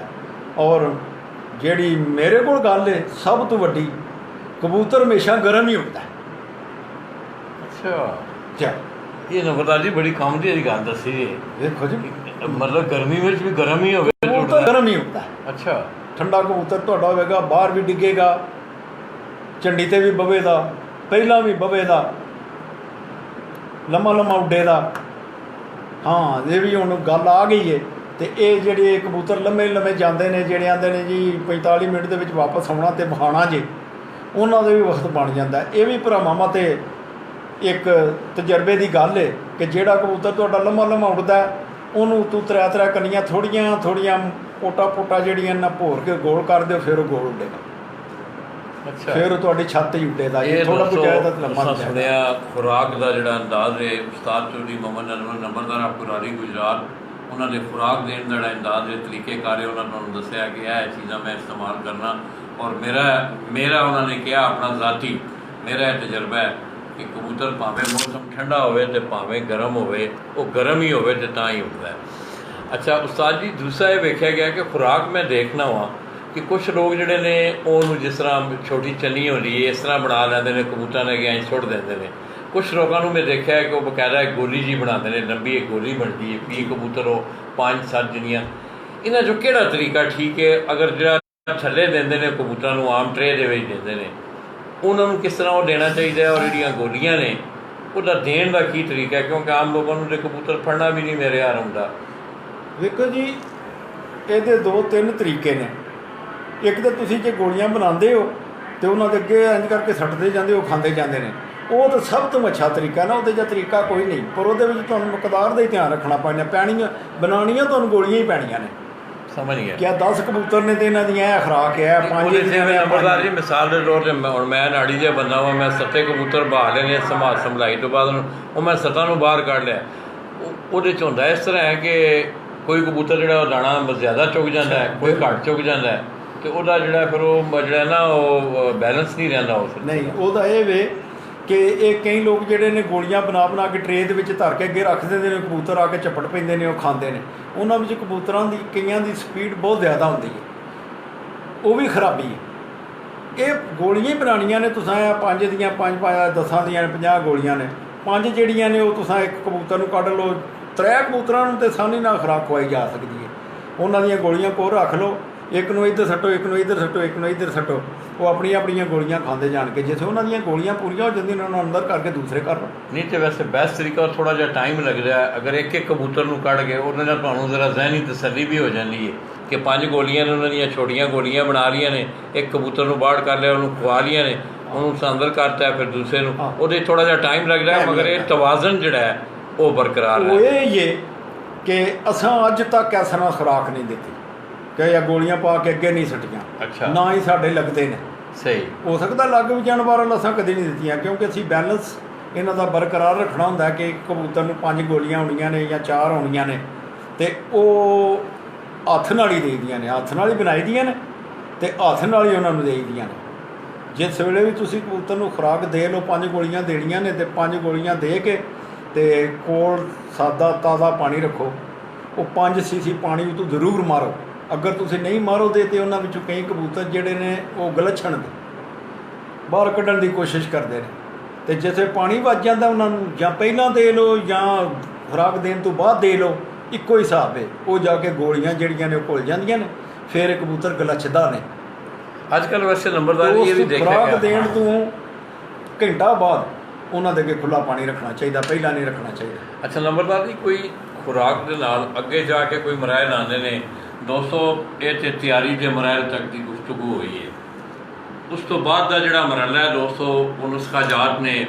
ਤੁਸੀਂ ਕਬੂਤਰ ਦਾ ਟਾਈਮ ਵਧਾਉਣਾ ਹੈ, ਕਿਉਂਕਿ ਸ਼ੁਰੂ ਵਿੱਚ ਜਿਹੜੇ ਕਬੂਤਰ ਉਡਾਏ ਗਏ ਨੇ ਜਾਂ ਅੱਜ ਤੋਂ ਪਹਿਲੇ 50 ਸਾਲ 30 ਸਾਲ 40 ਸਾਲ ਜਾਂ ਜਿਹੜੀ ਇਹਨਾਂ ਦੀ ਹਿਸਟਰੀ ਹੈ, ਉਹ ਦੇਸੀ ਜਿਹੜੀ ਅਦਵਿਆਤ ਦੇ ਉੱਤੇ ਹੀ ਕਬੂਤਰਾਂ ਨੂੰ ਮੇਰਾ ਮਤਲਬ ਉਡਾਇਆ ਜਾਂਦਾ ਰਿਹਾ। ਤੇ ਨੰਬਰਦਾਰ ਜੀ ਤੁਸੀਂ ਵੈਸੇ ਕੀ ਤੁਹਾਡਾ ਉਡਾਣ ਦਾ ਅੱਜ ਕੱਲ੍ਹ ਕੀ ਤਰੀਕੇਕਾਰ ਹੈ ਜਾਂ ਪਹਿਲੇ ਕੀ ਕਰਦੇ ਰਹੇ ਹੋ ਤੁਸੀਂ? ਦੇਖੋ ਜੀ, ਕਬੂਤਰ ਨੂੰ ਦੁੱਧ ਪਾਵਰਫੁਲ ਚੀਜ਼ ਹੈ। ਮੇਰੇ ਆਪਣੇ ਇਲਮ ਦੇ ਮੁਤਾਬਕ ਮੇਰੇ ਆਪਣੇ ਤਜਰਬੇ ਦੇ ਮੁਤਾਬਕ ਦੁੱਧ ਪਾਵਰਫੁਲ ਚੀਜ਼ ਹੈ। ਦੇਸੀ ਭੋਰੇ ਵੀ, ਦੇਸੀ ਘਿਓ ਵਾਲੇ ਭੋਰੇ ਵੀ ਪਾਵਰਫੁਲ ਚੀਜ਼ ਨੇ, ਪਰ ਇਹ ਦੋਵੇਂ ਹੀ ਕਬੂਤਰ ਨੂੰ ਖਰਾਬ ਹੀ ਕਰਦੇ ਨੇ। ਇਹ ਜ਼ਰੂਰਤ ਦੇ ਵਕਤ ਹੀ ਦਿੱਤੇ ਜਾਂਦੇ ਨੇ। ਦੁੱਧ ਵੀ ਕਬੂਤਰ ਨੂੰ ਖਰਾਬ ਕਰਦਾ ਮੇਰੇ ਹਿਸਾਬ 'ਚ। ਇਹ ਉਸ ਕਬੂਤਰ ਨੂੰ ਦਿੱਤਾ ਜਾਂਦਾ ਜਿਹੜਾ ਵਜ਼ਨ ਘਟਾਉਂਦਾ ਜਾਂਦਾ। ਇਹ ਇੱਕ ਬਿਹਤਰੀਨ ਨੁਸਖਾ ਹੈ ਕਿ ਜਿਹੜਾ ਕਬੂਤਰ ਵਜ਼ਨ ਪੂਰਾ ਨਹੀਂ ਕਰਦਾ, ਘਟਾਈ ਜਾਂਦਾ, ਉਹਨੂੰ ਦੁੱਧ ਦੇਣਾ ਸ਼ੁਰੂ ਕਰ ਦਿਓ। ਨਾ ਉਹ ਉਹਨੂੰ ਕਿਸ ਤਰ੍ਹਾਂ ਦੇਣ ਦੁੱਧ ਉਹਨੂੰ ਕੜਿਆ ਦੁੱਧ ਹੋਣਾ ਚਾਹੀਦਾ ਤੇ 10 cc ਰਾਤ ਨੂੰ ਮਾਰ ਦਿਓ 9-10 ਵਜੇ ਨਾਲ। ਰਾਤ ਨੂੰ ਜਿਹੜਾ ਕਬੂਤਰ ਵੇਟ ਪੂਰਾ ਨਹੀਂ ਕਰ ਰਿਹਾ, ਵੇਟ ਪੂਰਾ ਨਹੀਂ ਕਰਦਾ, ਸਮਝੋ ਕਮਜ਼ੋਰੀ ਘਟਾਉਂਦਾ ਜਾਂਦਾ ਪਿਆ, ਉਹ ਦੁੱਧ ਉਹਨੂੰ ਪੂਰਾ ਕਰਦਾ ਚਾਹੀਦਾ। ਉਹ ਤੁਹਾਡੀਆਂ ਫਿਰਤਾਂ ਇਨਸ਼ਾਅੱਲਾ ਤਾਲਾ ਪੂਰੀਆਂ ਕਰਵਾਏਗਾ। ਤੇ ਭੋਰੇ ਜਿਹੜੇ ਨੇ ਇਹ ਸਿਰਫ ਉਹਨਾਂ ਚਿਰ ਹੀ ਨੇ। ਇਹ ਮੈਂ ਅਰਜ਼ ਕਰਦਿਆਂ ਕਿ ਦੇਸੀ ਘਿਓ ਦੇ ਭੋਰੇ ਜਿਹੜੇ ਨੇ ਉਹ ਫਿਰ ਜਦੋਂ ਕਬੂਤਰ ਪੱਟ ਕੱਦੇ ਨੇ ਫਿਰ ਉਹਨਾਂ ਨੂੰ ਸ਼ੁਰੂ ਕਰਦੇ ਨੇ ਤੇ ਪੂਰੇ ਅੱਧੀ ਪੋੜ ਤੋਂ ਥੱਲੇ ਹੀ ਰਹਿਣੇ ਚਾਹੀਦੇ ਨੇ। ਤੇ ਭੋਰੇ ਪਾਉਣ ਤੋਂ 1 ਘੰਟਾ ਬਾਅਦ ਉਹਨਾਂ ਅੱਗੇ ਪਾਣੀ ਰੱਖਣਾ ਚਾਹੀਦਾ, ਕਿਉਂਕਿ ਜੋ ਕੁਝ ਉਹਨਾਂ ਦੇ ਵਿੱਚ ਥੋੜ੍ਹਾ ਬਹੁਤਾ ਹੁੰਦਾ ਉਹ ਚੂਸ ਜਾਂਦੇ ਨੇ। ਉਸ ਤੋਂ ਬਾਅਦ ਫੋਗ ਹੀ ਰਹਿ ਜਾਂਦਾ। ਜਿਸ ਘੰਟੇ ਬਾਅਦ ਤੁਸੀਂ ਉਹਨਾਂ ਅੱਗੇ ਪਾਣੀ ਰੱਖਦੇ ਹੋ, ਉਹ ਪਾਣੀ ਪੀਂਦਿਆਂ ਸਾਰ ਹੀ ਅੱਧੇ ਘੰਟੇ ਦੇ ਵਿੱਚ ਜੋ ਫੋਗ ਵੀ ਖਤਮ ਕਰ ਜਾਂਦੇ ਨੇ। ਇਹ ਹੀ ਤਰੀਕਾ ਸਾਡੇ ਕੋਲ। ਅੱਛਾ ਨੰਬਰਦਾਰ ਜੀ, ਇਹਦੇ ਵਿੱਚ ਬਹੁਤ ਸਾਰੀਆਂ ਚੀਜ਼ਾਂ ਨੇ, ਮਤਲਬ ਇਹ ਕੋਈ ਜ਼ਿਮਨੀ ਗੱਲਾਂ ਆਉਂਦੀਆਂ ਨੇ ਇਹਦੇ ਦੋਸਤੋ। ਉਹ ਜਿਹੜੀਆਂ ਜ਼ਿਮਨੀ ਗੱਲਾਂ ਮੇਰੇ ਜ਼ਿਹਨ 'ਚ ਆਈਆਂ ਨੇ, ਮੈਂ ਉਹ ਫਿਰ ਦੁਬਾਰਾ ਨੰਬਰਦਾਰ ਜੀ ਉਹਨਾਂ ਦੇ ਅੱਗੇ ਰੱਖਾਂਗਾ ਔਰ ਉਸ ਮੌਜੂ 'ਤੇ ਵੀ ਉਹ ਗੁਫ਼ਤਗੂ ਕਰਨ ਦੇ। ਅਤੇ ਗੱਲ ਇਹ ਵੇ ਕਿ ਇਹ ਜਿਤਨੀਆਂ ਗੱਲਾਂ ਉਹਨਾਂ ਨੇ ਤੁਹਾਨੂੰ ਦੱਸੀਆਂ ਨੇ, ਇਹ ਨੰਬਰਦਾਰ ਜੀ ਦਾ ਆਪਣਾ 40 ਸਾਲਾ 45 ਸਾਲਾ ਤਜਰਬਾ ਹੈ। ਮੈਂ ਉਹਨਾਂ ਅੱਗੇ ਗੱਲ ਕੀਤੀ ਸੀ ਕਿ ਨੰਬਰਦਾਰ ਜੀ ਤੁਸੀਂ ਕਿਆ ਆਇਆ ਹੁਣ ਜਿਹੜਾ ਕਬੂਤਰ ਉਡਾਣ ਦਾ ਜਿਹੜਾ ਮੜਲ ਹੈ ਉਹਦੇ ਜਿਹੜਾ ਕੋਈ ਨੁਸਖਾ ਜਾਤ ਦਿੱਤੇ ਜਾਂਦੇ ਨੇ, ਉਹ ਕੋਈ ਦੇਸੀ ਹਵਾਲੇ ਨਾਲ ਕਰਦੇ ਹੋ ਜਾਂ ਕਿ ਤੁਸੀਂ ਵੀ ਸ਼ਾਰਟਕਟ 'ਤੇ ਆ ਗਏ ਹੋ ਕਿਉਂਕਿ ਦੁਨੀਆ ਤੇਜ਼ ਹੈ? ਨਹੀਂ ਜੀ, ਇਹ ਹੁਣ ਦੇਸੀ ਵਾਲਾ ਜ਼ਮਾਨਾ ਨਾ, ਦੇਸੀ ਵਾਲੇ ਜਿਹੜੇ ਬੰਦੇ ਨੇ ਜੀ ਉਹ ਨੇ ਉਹਨਾਂ ਦੇ ਕਬੂਤਰ ਜਿਹੜੇ ਨਾ ਤੀਜੀ ਫਿਰਤੇ ਜਾ ਕੇ ਨਾ ਹਲੇ ਉੱਡਣਾ ਸ਼ੁਰੂ ਹੁੰਦੇ ਨੇ ਤੇ ਅਗਲਿਆਂ ਨੇ 200 ਘੰਟਾ ਉੱਤੇ ਚਾਹ ਸੜਿਆ ਹੁੰਦਾ ਤੇ ਉਹ ਤੋਂ ਕਿੱਥੋਂ ਲਾਣਾ। ਹੁਣ ਫਾਸਟ ਦੇ ਨਾਲ ਫਾਸਟ ਹੀ ਚੱਲਣਾ ਪੈਣਾ। ਇਹ ਨੰਬਰਦਾਰ ਜੀ ਮੈਂ ਹੁਣ ਬਾਲਾਂ ਕੋਲੋਂ ਵੀ ਸੁਣਨਾ, ਯਕੀਨ ਕਰੋ, ਜਿਹੜੇ ਬਾਲ ਕੋਈ ਟੂਰਨਾਮੈਂਟਾਂ 'ਚ ਨਹੀਂ ਵੀ ਹੁੰਦੇ, ਛੋਟੇ ਬਾਲ। ਪਿਛਲੇ ਕੁਝ ਅਰਸਾ ਪਹਿਲੇ ਦੀ ਗੱਲ ਹੈ, ਇੱਕ ਜ਼ਿਮਨੀ ਗੱਲ ਵਿੱਚ ਆ ਗਈ ਦੋਸਤੋ। ਛੋਟਾ ਜਿਹਾ ਇੱਕ ਬਾਲ ਹੈ ਅਤੇ ਮੇਰੇ ਇੱਕ ਅਜ਼ੀਜ਼ ਨੇ ਉਹਨਾਂ ਦੇ ਹਮਸਾਇਤ ਰਹਿੰਦਾ ਅਤੇ ਉਹਨੂੰ ਕਬੂਤਰ, ਉਹਨੂੰ ਨਾ ਸ਼ੌਕ ਹੈ, ਮੇਰਾ ਮਤਲਬ ਹੈ। ਉਹ ਇੱਕ ਦਿਨ ਆਇਆ ਅਤੇ ਉਹਨਾਂ ਦੇ ਕਬੂਤਰ ਨਾ ਉੱਡੇ। ਉਹਨਾਂ ਟੂਰਨਾਮੈਂਟ ਵਿੱਚ ਸ਼ਾਮਲ ਸਨ ਅਤੇ ਉਹ ਛੱਤ 'ਤੇ ਆਉਂਦਾ, ਭਾਅ ਜੀ ਅੱਜ ਕਬੂਤਰ ਤੁਹਾਡੇ ਨਹੀਂ ਉੱਡੇ, ਕੱਲ੍ਹ ਜਿਹੜੇ ਪਰਸੋਂ ਸਾ ਕਬੂਤਰ ਉਡਾਉਣੇ ਨੇ ਨਾ ਉਹਨਾਂ ਨੂੰ ਮੋਤੀਵਾਲ ਦੇ ਕੇ ਉਡਾਉਣਾ, ਬੱਚਾ ਉਹ ਛੋਟਾ ਜਿਹਾ। ਮਤਲਬ ਇਹ ਜਿਹੜੀ ਚੀਜ਼ ਸਾਹਮਣੇ ਆ ਗਈ। ਅੱਛਾ ਨੰਬਰਦਾਰ ਜੀ, ਤੁਸੀਂ ਵੀ ਇਹਦਾ ਮਤਲਬ ਹੈ ਫਿਰ ਹੁਣ ਅੱਜ ਕੱਲ੍ਹ ਜਿਹੜਾ ਹੈ ਨਾ ਅੰਗਰੇਜ਼ਾਂ ਦੇ ਨਾਲ ਜੁੜਦੇ ਹੋ ਪਏ? ਹਾਂ ਜੀ ਬਿਲਕੁਲ। ਮੋਟੀ ਵਾਲ ਜਿਹੜੀ ਹੈ ਕਬੂਤਰਬਾਜ਼ੀ ਦੇ ਵਿੱਚ ਇੱਕ ਆਮ ਗੋਲੀ। ਮੋਟੀ ਵਾਲ ਜਿਹੜੀ ਹੈ ਇਹ ਕਬੂਤਰਬਾਜ਼ੀ ਦੇ ਵਿੱਚ ਇੱਕ ਹੀਰੋ ਗੋਲੀ ਹੈ। ਹੀਰੋ ਦਾ ਇਹਨੂੰ ਖਿਤਾਬ ਦਿੱਤਾ ਗਿਆ ਹਰ ਬੰਦੇ ਕੋਲ। ਨੰਬਰਦਾਰ ਜੀ ਕਦੋਂ ਤੋਂ ਇਹ ਸਿਲਸਿਲਾ? ਵੈਸੇ ਤੁਸੀਂ ਤੇ ਖੈਰ ਇਹਦੇ ਸ਼ਾਮਲ ਹੋ। ਮੈਂ ਤੇ ਚੋਖਾ ਚਿਰ 15 ਤੋਂ 20 ਸਾਲ ਫਾਰਮ ਵਾਲੀ ਛੱਤ ਜਿਹੜੀ ਹੈ ਮਿਰਜ਼ੇ ਰਸ਼ੀਦ ਬੇਗ ਦੀ ਮੁਰਗੀਖਾਨੇ ਵਾਲੀ, ਉੱਥੋਂ 15 ਤੋਂ 20 ਸਾਲ ਜਿਹੜੇ ਉਡਾਏ ਨੇ ਉਹ ਕਬੂਤਰ ਸਿਰਫ ਦੇਸੀ ਤੇ ਦਿਨ ਨੂੰ ਠੰਡਾ ਪਾਣੀ ਦੇ ਦੇਣਾ, ਕੋਈ ਦੇ ਲਓ, ਮੇਰਾ ਮਤਲਬ ਰੀੜ ਦੇਸੀ ਹੋ ਗਈ ਜਾਂ ਮੇਰਾ ਮਤਲਬ ਉਹਦੇ 'ਚ ਥੋੜ੍ਹੀ ਕੋਈ ਮਲਾਠ ਹੋ ਗਈ, ਜਿਨ੍ਹਾਂ ਦਾ ਅਸਰ ਮੇਰਾ ਮਤਲਬ ਠੰਡਾ ਹੁੰਦਾ ਹੈ। ਇਹ ਟ੍ਰਿਪਲ ਆਉਂਦਾ ਹੈ, ਔਲੇ ਭੈੜੇ ਰੀੜਾਂ, ਉਹ ਬੜਾ ਚਿਰ ਦਿੰਦੇ ਰਹੇ ਆ। ਉਦੋਂ ਮੌਸਮ ਹੀ ਹੋਰ ਸਨ, 15-20 ਸਾਲ ਪਹਿਲਾਂ ਦੀ ਗੱਲ ਹੈ। ਉਹ ਕੰਮ ਕਰਦੇ ਸਨ ਅਤੇ ਰਾਤ ਨੂੰ ਕੋਈ ਵੀ ਮੇਰਾ ਮਤਲਬ ਗਰਮ ਚੀਜ਼ ਦੇ ਦਿੱਤੀ, ਮਨੱਕਾ ਕੁੱਟ ਲਓ, ਵਿੱਚ ਲੌਂਗ ਪਾ ਲਓ, ਦੋ ਮਿਰਚਾਂ ਪਾ ਲਓ, ਐਡੀਆਂ ਛੋਟੀਆਂ ਗੋਲੀਆਂ ਬਣਾ ਕੇ ਤੁਹਾਨੂੰ ਰਾਤੀ 10 ਵਜੇ ਦੇ ਕੇ ਉਤੋਂ 5 cc। ਅੱਛਾ ਨੰਬਰਦਾਰ ਜੀ, ਇਹ ਜਿਹੜੀ ਗੱਲ ਹੈ ਅਤੇ ਬੜਾ ਉੱਡਦੇ ਸਨ, ਬਹੁਤ ਜ਼ਿਆਦਾ ਉੱਡਦੇ ਸਨ। ਦੋਸਤੋ ਅੱਜ ਅਸੀਂ ਉਸ ਗੱਲ ਤੋਂ ਵੀ ਪਰਦਾ ਉਠਾਵਾਂਗੇ ਕਿ ਬਹੁਤ ਮੈਨੂੰ ਯਾਦ ਹੈ ਬੜੀ ਅੱਛੀ ਤਰ੍ਹਾਂ, ਕੁਛ ਅਰਸਾ ਪਹਿਲੇ ਕੁਛ ਦੋਸਤਾਂ ਨੇ ਫੇਸਬੁੱਕ ਦੇ ਉੱਤੇ ਇੱਕ ਬੜਾ ਅੱਛਾ ਇੱਕ ਸਿਲਸਿਲਾ ਸ਼ੁਰੂ ਕੀਤਾ। ਸਿਆਲਕੋਟ ਤੋਂ ਨੇ ਇੱਕ ਦੋਸਤ, ਫਰਾਂਸ ਤੋਂ ਇੱਕ ਦੋਸਤ ਨੇ, ਪਿੰਡੀ ਨਾਲ ਉਹਨਾਂ ਦਾ ਤਾਲੁਕ ਹੈ। ਉਹਦੇ 'ਚ ਬਹੁਤ ਸਾਰੀ ਜਿਹੜੀ ਹੈ ਨਾ ਰਹਿਨੁਮਾਈ ਲੋਕਾਂ ਦੀ ਹੋਈ, ਉਹਨਾਂ ਦੀ ਪ੍ਰੋਟੈਕਸ਼ਨ ਦੇ ਉੱਤੇ ਗੁਫ਼ਤਗੂ ਹੋਈ, ਖੁਰਾਕਾਂ ਦੇ ਮੁਤਲਕ, ਉਹਨਾਂ ਦੀ ਮੇਰਾ ਸਿਹਤ ਦੇ ਮੁਤਲਕ। ਉਹ ਬੜੇ ਅੱਛੇ ਪ੍ਰੋਗਰਾਮ ਸਨ। ਦੇਖਾ ਦੇਖੀ ਮੈਂ ਵੀ ਇੱਕ ਪ੍ਰੋਗਰਾਮ ਸ਼ੌਕ ਸ਼ੁਰੂ ਕੀਤਾ ਸੀ। ਉਹਦੇ 'ਚ ਇਹ ਹੋਇਆ ਕਿ ਇੱਥੇ ਤੱਕ ਦੀਆਂ ਗੱਲਾਂ ਤਾਂ ਠੀਕ ਹੋਣੀਆਂ ਸਨ। ਮੈਨੂੰ ਬੜੀ ਅੱਛੀ ਤਰ੍ਹਾਂ ਯਾਦ ਹੈ, ਇੱਕ ਬੜੇ ਨਾਮਵਰ ਉਸਤਾਦ ਨੇ, ਉਹਨਾਂ ਨਾਲ ਗੁਫ਼ਤਗੂ ਹੋ ਰਹੀ ਸੀ ਬੱਚਿਆਂ ਦੀ ਤਿਆਰੀ ਦੇ ਹਵਾਲੇ ਨਾਲ ਪੜ੍ਹਨ ਦੀ। ਅਤੇ ਜਿਸ ਵੇਲੇ ਉਹ ਇਸ ਮਰਹਲੇ 'ਤੇ ਆਏ ਅੱਗੇ ਆ ਕੇ ਮੈਂ ਉਹਨਾਂ 'ਤੇ ਇੱਕ ਸਵਾਲ ਕੀਤਾ। ਮੈਂ ਕਿਹਾ ਉਸਤਾਦ ਜੀ ਤੁਸੀਂ ਕੋਈ ਦੇਸੀ ਨੁਸਖਾ ਯਾਦ ਇਸਤੇਮਾਲ ਕਰਦੇ ਹੋ ਉਡਾਣ 'ਚ, ਜਾਂ ਕੋਈ ਤੁਹਾਡਾ, ਮੇਰਾ ਮਤਲਬ ਹੈ ਹੁਣ ਜਿਸ ਤਰ੍ਹਾਂ ਨਵਾਂ ਇੱਕ ਤਰੀਕੇਕਾਰ ਹੈ ਕਿ ਇੱਕ ਸ਼ਾਰਟਕਟ ਹੈ। ਅਤੇ ਉਹਨਾਂ ਨੇ ਕਿਹਾ ਲਾਲਾ ਜੀ ਮੈਂ ਇਸ ਗੱਲ ਤੋਂ ਅੱਗੇ ਮਾਜ਼ਰਤ ਕਰਾਂਗਾ, ਇਹ ਚੀਜ਼ਾਂ ਮੈਂ ਨਹੀਂ ਦੱਸ ਸਕਦਾ। ਖੈਰ ਮੈਂ ਉਸ ਗੱਲ ਨੂੰ ਇੱਕ ਆਪਣੇ ਵਾਸਤੇ ਇੱਕ ਚੈਲੰਜ ਸਮਝਿਆ। ਉਸ ਤੋਂ ਨੈਕਸਟ ਡੇ ਮੇਰੇ ਇੱਕ ਦੋਸਤ ਨੇ ਕਰਾਚੀ, ਉਹਨਾਂ ਨੇ ਉਹ ਦੇਸੀ ਜਿਹੜੀਆਂ ਚੀਜ਼ਾਂ ਸਨ ਉਹਨਾਂ ਨੂੰ ਮੁਦੱਬਰ ਕਰਨ ਦਾ ਤਰੀਕਾ, ਉਹਨਾਂ ਨੂੰ ਬਣਾਉਣ ਦਾ ਤਰੀਕਾ, ਉਹ ਸਾਰਾ ਉਹਨਾਂ ਨੇ ਬੜੀ ਵਜ਼ਾਹਤ ਨਾਲ ਦੱਸ ਦਿੱਤਾ, ਬਲਕਿ ਉਹ ਖੁਦ ਬਣਾਉਂਦੇ ਵੀ ਸਨ। ਅਤੇ ਨੰਬਰਦਾਰ ਜੀ ਅੱਜ ਇੱਕ ਗੱਲ ਤੋਂ ਪਰਦਾ ਚੁੱਕਣਾ ਔਰ ਗੁਜਰਾਤ ਤੋਂ ਇਹ ਗੱਲ ਜਾਣੀ ਚਾਹੀਦੀ ਇਨਸ਼ਾਅੱਲਾ। ਦੋਸਤੋ ਤੁਹਾਨੂੰ ਮੈਂ ਅੱਜ ਇਸੇ ਕਰਕੇ ਆ ਕੇ ਇੱਥੇ ਬੈਠਾ ਉਸਤਾਦ ਜੀ ਉਹਨਾਂ ਕੋਲ। ਉਸਤਾਦ ਜੀ ਅੱਜ ਇਸ ਗੱਲ ਤੋਂ ਪਰਦਾ ਚੁੱਕੋ, ਬਹੁਤ ਸਾਰੇ ਲੋਕਾਂ ਨੂੰ ਇਹ ਪਤਾ ਹੈ, ਮੋਤੀਵਾਲ ਦਾ ਤਾਂ ਸਾਰੀ ਦੁਨੀਆ ਨੂੰ ਪਤਾ ਹੈ, ਜੀ ਜੀ, ਬੱਚੇ ਨੂੰ ਪਤਾ ਹੈ। ਜੀ ਜੀ। ਉਸਤਾਦ ਜੀ ਦੇ ਦੇਣ ਦਾ ਕੀ, ਤੁਸੀਂ ਕਿਹੜਾ ਤਰੀਕਾ ਇਸਤੇਮਾਲ ਕਰਦੇ ਹੋ ਇਹਦੇ ਦੇਣ ਦਾ, ਉਹ ਕੀ ਤਰੀਕਾ ਇਹਦਾ?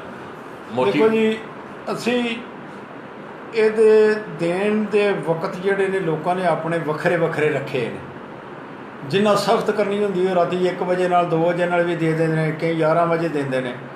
ਜਿਹੜੀ ਅਸੀਂ ਕਰਨੇ ਆ ਉਹ ਸਾਡਾ 10 ਵਜੇ ਦਾ ਹੀ ਟਾਈਮ ਹੈ। ਉਹਦੇ ਵਿੱਚ ਕੋਈ ਮੋਟੀਵਾਲ ਹੁੰਦੀ ਹੈ ਅਤੇ ਉਹਦੇ ਵਿੱਚ ਕੋਈ ਡੈਸਕਾ ਲੈ ਲਓ, ਉਹਦੇ ਵਿੱਚ ਕੋਈ ਐਵਲ ਅੱਧੀ ਲੈ ਲਓ, ਉਹਦੇ ਵਿੱਚ ਕੋਈ ਵੀ ਤੁਸੀਂ ਜਿਹੜੀ ਇਹਨਾਂ ਗੋਲੀਆਂ ਨੂੰ ਨਹੀਂ ਮਿਸਾਲ। 1 ਮਿੰਟ ਨੰਬਰਦਾਰ ਜੀ, 1 ਮਿੰਟ। ਇਸ ਗੱਲ ਨੂੰ ਜੇ ਖੋਲ੍ਹਣਾ ਹੈ ਅਤੇ ਇਸ ਕੁੰਜੀ ਨੂੰ, ਇਸ ਗੁੱਠੀ ਨੂੰ ਖੋਲ੍ਹਣਾ ਤੇ ਇਹਨੂੰ ਅੱਜ ਮੁਕੰਮਲ ਖੋਲ੍ਹਣਾ ਚਾਹੀਦਾ। ਦੇਖੋ ਉਸਤਾਦ ਜੀ, ਅਗਰ 1 ਮਿੰਟ, ਇਹਦੇ 2 ਚੀਜ਼ਾਂ ਨੇ ਕਿ ਬਾਅਦ ਜਗ੍ਹਾ ਦੇ ਉੱਤੇ ਲੋਕ ਕਬੂਤਰ, ਹੁਣ ਲਾਹੌਰ ਦੀ ਗੇਮ ਹੈ, ਉੱਥੇ 7 ਕਬੂਤਰ ਉੱਡਦੇ ਨੇ ਜੇਠ 'ਚ ਵੀ। ਸਾਡੇ ਇੱਥੇ ਗੁਜਰਾਤ ਦੀ ਹੈ ਕਿ ਅਸੀਂ 11 ਕਬੂਤਰ ਉਡਾਉਂਦੇ ਹਾਂ ਜੀ।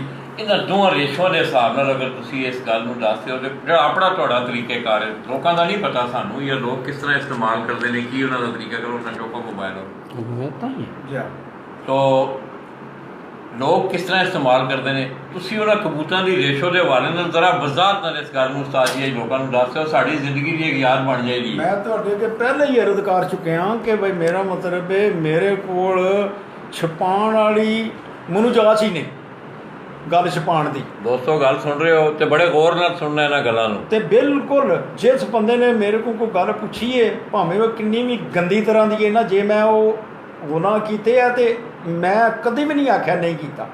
ਇੱਕ ਬੰਦਾ ਗੁਨਾਹ ਕਰਦਾ ਫਿਰ ਉੱਤੋਂ ਝੂਠ ਬੋਲ ਕੇ ਡਬਲ ਗੁਨਾਹ ਕਰ ਲੈਂਦਾ। ਇਹ ਕਿਹੜਾ ਤਰੀਕਾ ਹੈ? ਡੈਸਕਾ ਸੁਣੋ ਦੋਸਤੋ, ਇਹ 2-3 ਕੰਪਨੀਆਂ ਬਣਾਉਂਦੀਆਂ ਨੇ। ਇਹਨਾਂ ਗੋਲੀਆਂ ਦਾ ਨਾਂ ਇਹਨਾਂ ਨੂੰ ਅੰਗਰੇਜ਼ੀ ਵਿੱਚ ਆਖਦੇ ਨੇ ਸਟੀਰਾਇਡ ਗੋਲੀਆਂ। ਇਹ ਜਿਹੜੀਆਂ ਦਿਮਾਗ ਨੂੰ ਮੌਫ, ਜਾਂ ਮੇਰਾ ਮਤਲਬ ਹੈ ਕੁਝ ਥੋੜ੍ਹਾ ਬਹੁਤਾ ਇਹਨਾਂ ਵਿੱਚ ਨਸ਼ਾ ਹੁੰਦਾ। ਡੈਸਕਾ ਹੋ ਗਈ, ਐਵਲ ਹੋ ਗਈ, ਇਹ 4 ਕੰਪਨੀਆਂ ਬਣਾਉਂਦੀਆਂ ਨੇ ਡੈਸਕਾ, ਭੋਰੇ ਰੰਗ ਦੀ, ਕੋਈ ਕਿਸੇ ਰੰਗ ਦੀ।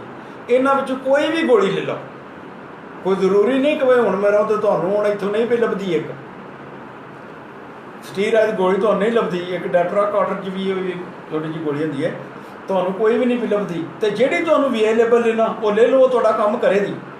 ਅੱਛਾ ਉਸਤਾਦ ਜੀ, ਮਿਸਾਲ ਦੇ ਤੌਰ 'ਤੇ ਅਸੀਂ ਗੁਜਰਾਤ ਵਿੱਚ ਅਸੀਂ 7 ਕਬੂਤਰ ਨੇ ਜੀ, ਫਿਰ ਤਾਂ ਜੋ ਉਡਾਏ ਜਾਂਦੇ ਨੇ, ਉਹਦੇ ਵਾਸਤੇ ਕਿੰਨੀ ਉਹਦੀ ਰੇਸ਼ੋ ਹੋਵੇ? ਤੁਹਾਡਾ ਜਿਹੜਾ ਦੇਣ ਦਾ ਤਰੀਕਾ ਨਾ ਉਹਦਾ ਮੋਤੀਵਾਲ ਦਾ ਜਾਂ ਡੈਸਕਾ, ਇਹਦੇ ਜਿਹੜੀਆਂ ਆਖਰੇ 53 ਗੋਲੀਆਂ ਸ਼ਾਮਲ ਹੋਣੀਆਂ ਚਾਹੀਦੀਆਂ ਨੇ, ਇੱਕ ਹੀ ਨਹੀਂ? ਹਾਂ, ਮੋਟੀਵਾਲ ਤੇ ਹੀਰੋ ਹੀ ਨਾ, ਮੋਟੀਵਾਲ ਤੇ ਮੇਰਾ ਮਤਲਬ ਲਾਲ ਭਰੀ ਹੋਈ ਨਾ ਜਿਹਨੂੰ ਆਖਦੇ ਨੇ। ਸਹੀ, ਇੱਕ ਉਹ ਲਾਜ਼ਮੀ ਹੈ। ਅੱਛਾ, ਬਾਕੀ ਨਾਲ ਕੋਈ ਲੱਭ ਲਓ, ਡੈਸਕਾ ਕਿਸੇ ਕੰਪਨੀ ਦੀ ਲੱਭ ਲਓ, ਐਵਲ ਲੈ ਲਓ, ਜਾਂ ਮੇਰਾ ਮਤਲਬ ਡਾਟਾ ਕਾਰਟਰਜ ਲੈ ਲਓ।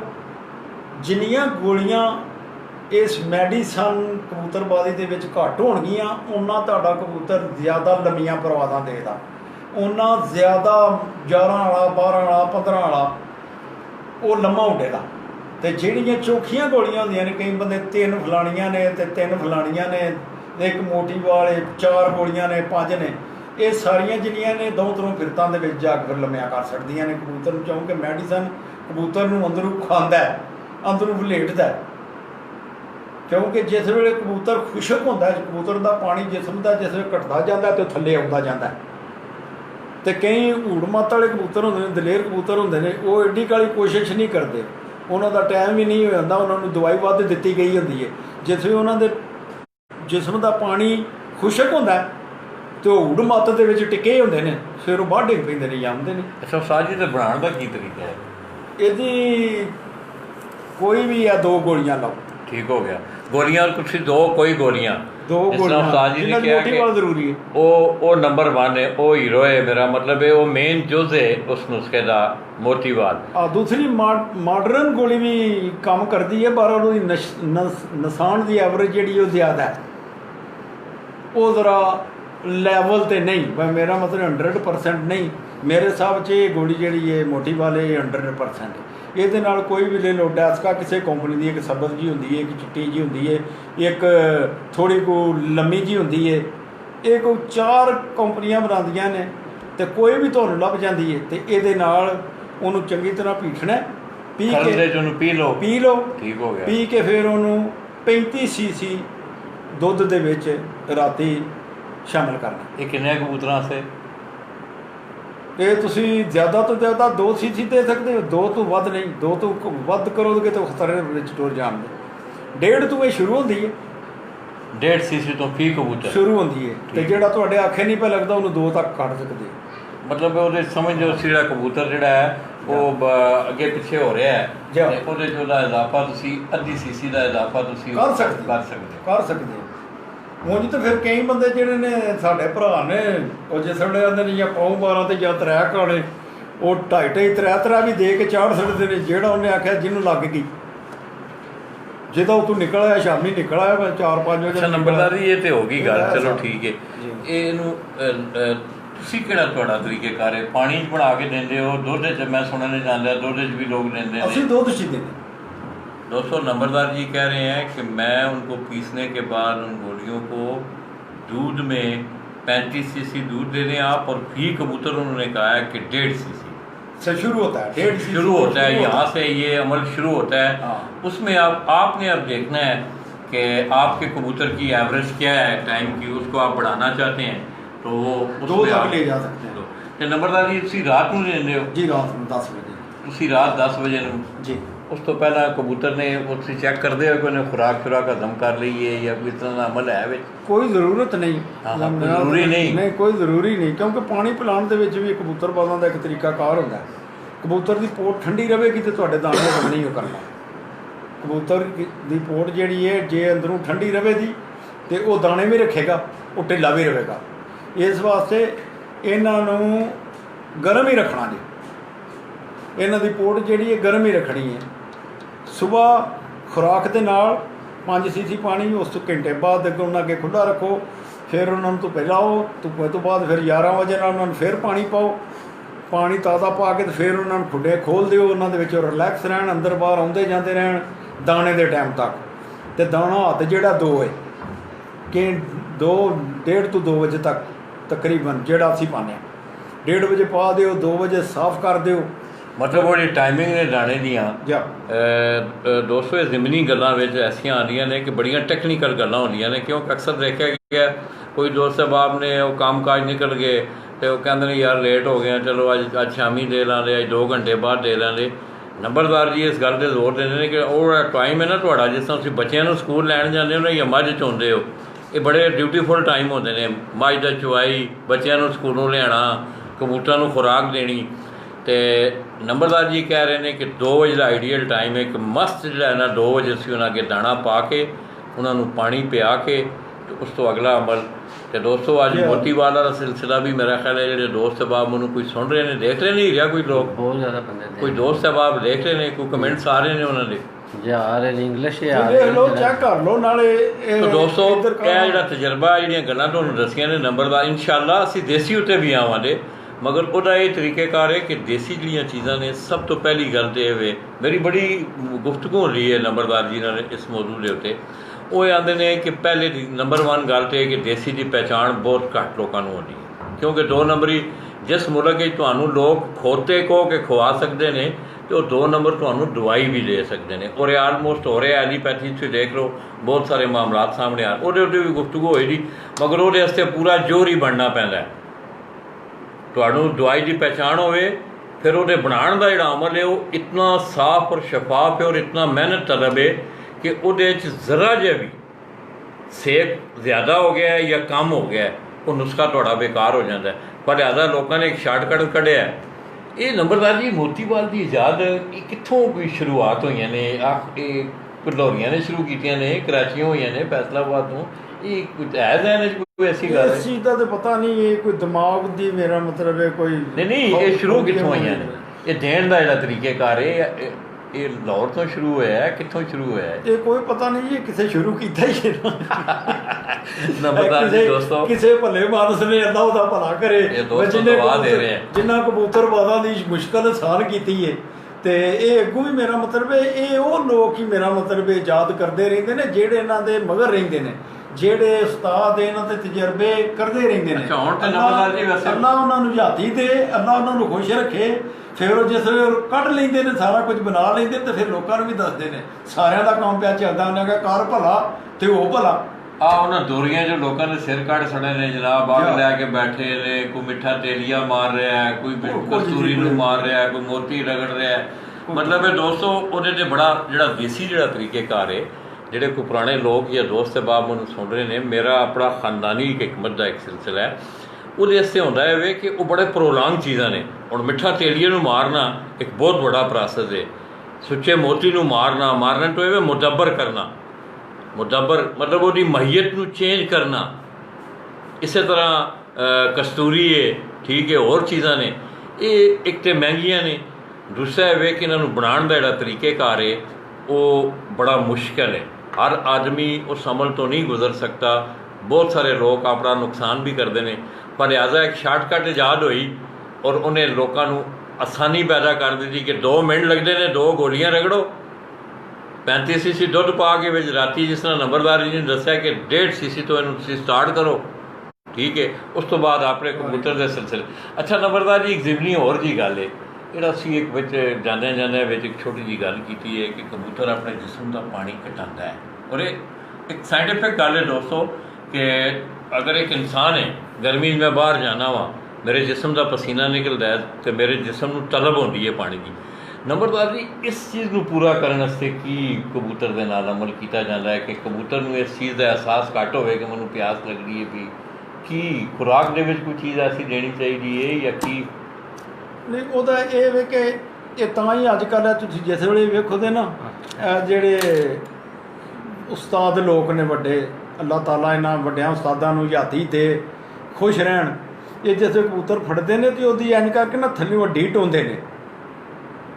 ਉਹਦਾ ਇਹ ਵੇ ਕਿ ਉਹ ਜਿੰਨੀ ਉਹਦੀ ਹੱਡੀ ਲੰਬੀ ਹੋਵੇ ਦੀ, ਜਿਸ ਤਰ੍ਹਾਂ ਊਠ ਆਪਣੇ ਕੁੱਲ ਦੇ ਵਿੱਚ ਪਾਣੀ ਜ਼ਖੀਰਾ ਰੱਖਦਾ ਨਾ, ਇਸੇ ਤਰ੍ਹਾਂ ਇਹਨਾਂ ਕਬੂਤਰਾਂ ਦੀ ਵੀ ਜਿਨ੍ਹਾਂ ਦੀ ਹੱਡੀ ਲੰਮੀ ਹੁੰਦੀ ਹੈ ਜਾਂ ਮੇਰਾ ਮਤਲਬ ਉਸ ਐਨਰਜੀ ਦੇ ਕਾਬਲ ਹੁੰਦੇ ਨੇ, ਉਹ ਉਹਨਾਂ ਜ਼ਿਆਦਾ ਉੱਡਦੇ ਨੇ। ਉਹਨਾਂ ਦੇ ਵਿੱਚ ਉਹ ਸ਼ਕਤੀ ਜਿਹੜੀ ਹੈ ਪਾਣੀ ਦੀ ਉਹ ਜ਼ਿਆਦਾ ਹੁੰਦੀ ਹੈ।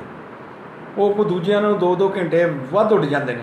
ਇਸ ਵਾਸਤੇ ਪਾਣੀ ਦੇ ਵਿੱਚ ਇਹ ਵੇ ਕਿ ਸੁਬਾਹ ਕਈ ਬੰਦੇ ਪਾਣੀ ਜ਼ਿਆਦਾ ਦੇ ਕੇ ਡਾਂਦੇ ਨੇ, ਕਈ ਘੱਟ ਦੇ ਕੇ ਡਾਂਦੇ ਨੇ। ਇਹ ਵੀ ਇਹਨਾਂ ਦਵਾਈਆਂ 'ਤੇ ਮਨਸਰ ਕਿ ਕਿਸੇ ਕੀ ਦਿੱਤੇ ਆ ਅਤੇ ਉਹਦੇ 'ਤੇ ਕਿੰਨਾ ਕੁ ਪਾਣੀ ਚਾਹੀਦਾ। ਅੱਛਾ ਨੰਬਰਦਾਰ ਜੀ, ਤੁਸੀਂ ਕੀ ਕਰਦੇ ਹੋ ਜਿਸ ਵੇਲੇ ਰਾਤ ਨੂੰ ਤੁਸੀਂ ਦੇ ਦਿੱਤਾ, ਮੇਰਾ ਮਤਲਬ ਮੋਤੀਵਾਲ ਡੈਸਕਾ ਕਾਰਡ ਬਣਾ ਕੇ ਦੇ ਦਿੱਤੀ, ਅਤੇ ਸੁਬਾਹ ਉਡਾਉਣ ਤੋਂ ਪਹਿਲਾਂ ਫਿਰ ਪਾਣੀ ਦਿੰਦੇ ਹੋ? ਸਾਡਾ ਲਕੀਰਾਂ ਵਕੀਰਾਂ ਵਾਲਾ ਹਿਸਾਬ ਹੈ ਕਿ ਇੱਕੋ ਜਿਹੀ ਕੰਮ ਹੈ। ਸਾਨੂੰ ਨਹੀਂ ਪਤਾ ਹੁੰਦਾ ਕੋਈ ਇਹਨਾਂ ਦਸਾਂ ਵਿੱਚੋਂ ਕਿਹੜਾ ਤੱਤਾ ਅਤੇ ਕਿਹੜਾ ਠੰਡਾ। ਅਸੀਂ ਇੱਕੋ ਧਾਣੇ 'ਤੇ ਦਵਾ ਛੱਡਦੇ ਹਾਂ, ਅਤੇ ਇੱਕੋ ਹੀ ਪਿਆਲਾ ਅਤੇ ਇੱਕੋ ਹੀ ਉਹ ਗੋਲੀਆਂ ਨੇ ਜਿਹੜੀਆਂ ਮੋਤੀਵਾਲ ਕੋਟ ਕਾਟ ਕੇ ਆਪਣਾ ਵਿੱਚ ਵਾਹ ਕੇ ਸਾਰਿਆਂ ਨੂੰ ਵਿੱਚ ਦੇ ਛੜੀ ਦੀ ਹੈ। ਅਤੇ ਵੱਡੇ ਉਹਨਾਂ ਨੂੰ ਉਡਾਉਣ ਤੋਂ ਪਹਿਲਾਂ 1 ਘੰਟਾ ਪਹਿਲਾਂ ਚੈੱਕ ਕਰੀਦਾ ਕਿ ਜਿਹਦੇ ਕੋਲ ਦਾਣਾ ਜ਼ਿਆਦਾ ਹੈ ਉਹਨੂੰ ਪਲਟਾ ਦਿੱਤਾ ਜਾਏ, ਖਾਲੀ ਕਰ ਦਿੱਤਾ ਜਾਏ। ਖਾਲੀ ਕਰ ਦਿੱਤਾ ਅਤੇ ਉਹਨੂੰ ਤੂੰ 10 ਸੀਸੀ ਸਾਦਾ ਪਾਣੀ ਦੇ ਕੇ ਅਤੇ ਛੱਡ ਦਿੱਤਾ। ਅਤੇ ਜਿਹੜੇ ਉਂਝ ਹੀ ਖਾਲੀ ਨੇ, ਜਿਹੜੇ ਹਜ਼ਮ ਕਰ ਗਏ ਨੇ, ਉਹਨਾਂ ਨੂੰ ਵੀ ਨਾਲ ਹੀ 10-10 ਸੀਸੀ ਪਾਣੀ ਦੇ ਕੇ ਅਤੇ ਛੱਡ ਦਿੱਤਾ। 1 ਘੰਟਾ ਪਹਿਲੇ? 1 ਘੰਟਾ ਪਹਿਲਾਂ ਚੜ੍ਹੀਦਾ। 1 ਘੰਟਾ ਪਹਿਲਾਂ ਥੋੜ੍ਹਾ ਕੁ ਜ਼ਿਆਦਾ ਹੋ ਜਾਂਦਾ, ਕਿਉਂਕਿ ਜਿਹੜੇ ਕਬੂਤਰ ਖਾਲੀ ਹੋ ਜਾਂਦੇ ਨੇ ਉਹ ਭੁੱਖ ਦੀ ਵਜ੍ਹਾ ਨਾਲ ਵੀ ਕਬੂਤਰ ਨੂੰ ਛੇਤੀ ਨਸ ਆ ਜਾਂਦਾ। ਬਿਲਕੁਲ ਸਹੀ ਗੱਲ। ਕਈ ਲੋਕ ਸੁਬਾਹ ਦੀ ਗੋਲੀ ਇਸਤੇਮਾਲ ਕਰਦੇ ਨੇ ਕਿ ਇਹਨਾਂ ਨੂੰ ਭੁੱਖ ਨਾ ਲੱਗੇ।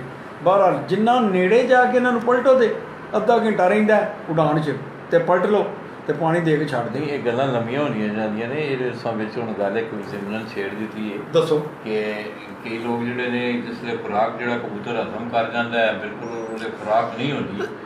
ਕੁਛ ਲੋਕ ਇਹ ਅਮਲ ਵੀ ਕਰਦੇ ਨੇ, ਖੁਰਾਕ ਵੀ ਸੁਬਹ ਦੇ ਕੇ ਪਾਣੀ ਦੇ ਦਿੰਦੇ। ਕਈ ਲੋਕ ਨੇ, ਇਹਨਾਂ ਦੇ ਆਪਣੇ ਆਪਣੇ ਤਰੀਕੇ ਨੇ। ਬਹਰਹਾਲ ਸਾਡਾ ਕੋਈ ਨਹੀਂ। ਅਸਾਂ ਇੱਕ ਵਾਰੀ ਇਹ ਇਸਤੇਮਾਲ ਕੀਤਾ ਸੀ ਤੇ ਕਬੂਤਰ ਉੱਡੇ ਨਹੀਂ ਸਨ। ਉਸ ਤੋਂ ਬਾਅਦ ਫਿਰ ਜ਼ਿੰਦਗੀ 'ਚ ਨਹੀਂ ਕਦੀ ਮਤਲਬ ਖੁਰਾਕ ਦੇ ਕੇ ਤੇ ਖੁਰਾਕ ਦੇ ਕੇ ਉਦੋਂ ਪਾਣੀ ਦੇ ਕੇ ਡਾ ਦਿੱਤਾ, ਜਿਹੜਾ ਬਿਲਕੁਲ ਖਾਲੀ ਹੈ। ਤੇ ਕਬੂਤਰ ਭੁੱਖ ਦੀ ਵਜ੍ਹਾ ਨਾਲ ਵੀ ਛੇਤੀ ਆ ਜਾਂਦੇ ਨੇ। ਤੁਸੀਂ ਇਹ ਵੇਖ ਲਓ ਕਿ ਰਾਤੀ ਅਗਰ 5 ਵਜੇ ਉੱਠਣੇ ਨੇ, 3 ਵਜੇ ਤੁਸੀਂ ਕਬੂਤਰ ਪਲਟ ਕੇ ਉਹਨੂੰ ਪਾਣੀ ਦੇ ਦਿਓ, ਉਹ ਘੱਟ ਉੱਡੇਗਾ, ਕਿਉਂਕਿ ਉਹਦੇ ਵਿੱਚ ਇਹ ਪਿਛਲੀ ਪੋਟ 'ਤੇ ਕਬੂਤਰ ਉੱਡਦਾ ਹੈ। ਜਿਹੜੀ ਅਗਲੀ ਪੋਟ ਹੈ, ਇੱਕ ਪਿੱਛੇ ਪੋਟ ਹੁੰਦੀ ਹੈ ਜਿਹਦੇ ਸਿਰ 'ਤੇ ਕਬੂਤਰ ਜਿਹੜਾ ਆਪਣੀ ਪ੍ਰਵਾਦ ਕਰਦਾ, ਜਿਹੜੀ ਉਹਨੇ ਪਿੱਛੇ ਜਮ੍ਹਾਂ ਰੱਖੀ ਹੁੰਦੀ ਹੈ। ਜੇ ਉਹ ਵੀ ਮੁੱਕਦੀ ਹੈ ਤੇ ਫਿਰ ਉਸ ਤੋਂ ਬਾਅਦ ਇਹ ਆਪਣਾ ਜਿਸਮ ਦਾ ਪਾਣੀ ਇਸਤੇਮਾਲ ਕਰਦਾ। ਅਤੇ ਜਿਸ ਜਿਸਮ ਦਾ ਪਾਣੀ ਜਿਉਂ-ਜਿਉਂ ਖੁਸ਼ਕ ਹੁੰਦਾ ਜਾਂਦਾ, ਕਬੂਤਰ ਥੱਲੇ, ਚੰਗੇ ਕਬੂਤਰ ਜਿਹੜੇ ਨੇ ਥੱਲੇ ਘਰ ਹੋਣੇ ਸ਼ੁਰੂ ਹੋ ਜਾਂਦੇ ਨੇ ਉਸ ਹਿਸਾਬ ਨਾਲ। ਅਤੇ ਜਿਹੜੇ ਹੁੜ ਮੱਤ ਵਾਲੇ ਹੁੰਦੇ ਨੇ ਬਹੁਤੇ ਦਲੇਰ, ਉਹ ਟਿਕੇ ਰਹਿੰਦੇ ਨੇ। ਹੋ ਸਕਦਾ 10 ਮਿੰਟ ਹੋਰ ਨਿਕਲ ਜਾਣ, ਉਹਨਾਂ 10 ਮਿੰਟਾਂ ਦੇ ਵਿੱਚ ਉਹ ਕਿਤੇ ਕਠਾਲੇ ਤਵੀਆਂ ਟੁੱਟ ਜਾਂਦੇ ਨੇ, ਪਤਾ ਹੀ ਨਹੀਂ ਲੱਗਦਾ ਦਰਿਆ 'ਚ। ਦੋਸਤੋ, आज अल्हम्दुलिल्लाह मेरे जो सारे दोस्त अहबाब जो आज जिन्होंने हमें सुना, दोनों भाइयों को पूरी कोशिश की नंबरदार जी ने कि असवज की तैयारी के हवाले से उन्होंने अपनी जो ज़िंदगी का तजर्बा था, बल्कि यहाँ तक दोस्तों आज तक इस तरह कभी नहीं हुआ, मैंने नहीं देखा किसी उस्ताद को इस तरह कि इतने मुखलस तरीके से उन्होंने अपनी बात, अपनी जो उन्होंने बात है वो छुपाई नहीं है।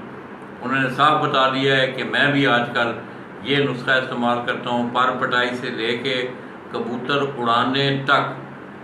आज नंबरदार जी ने उस गुत्थी को भी खोला है कि जिसको लोग खोलने से घबराते हैं, और ये बात हकीकत है, ये हकीकत है। हमने लोगों को पुड़ियाँ बना के शागिर्दों को देते देखा है। वो आते हैं सीज़न में, आके उस्तादों से वो चीज़ें ले जाते हैं।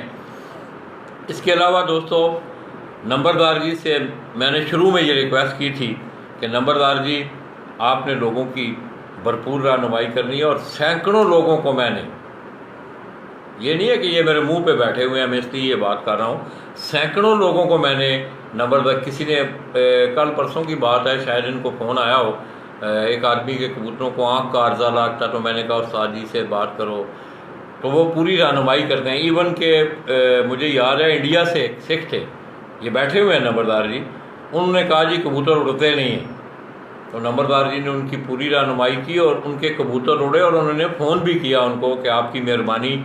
मैं बहुत सारे उस्तादों के साथ मेरी गुफ्तगू हुई है, किसी ने इस तरह की रहनुमाई नहीं की जिस तरह की आपने रहनुमाई की है। तो दोस्तों, इंशाल्लाह थोड़ी देर आप इंतज़ार करें, मैं फिर उस्ताद जी का एक दफ़ा शुक्रिया अदा करता हूँ।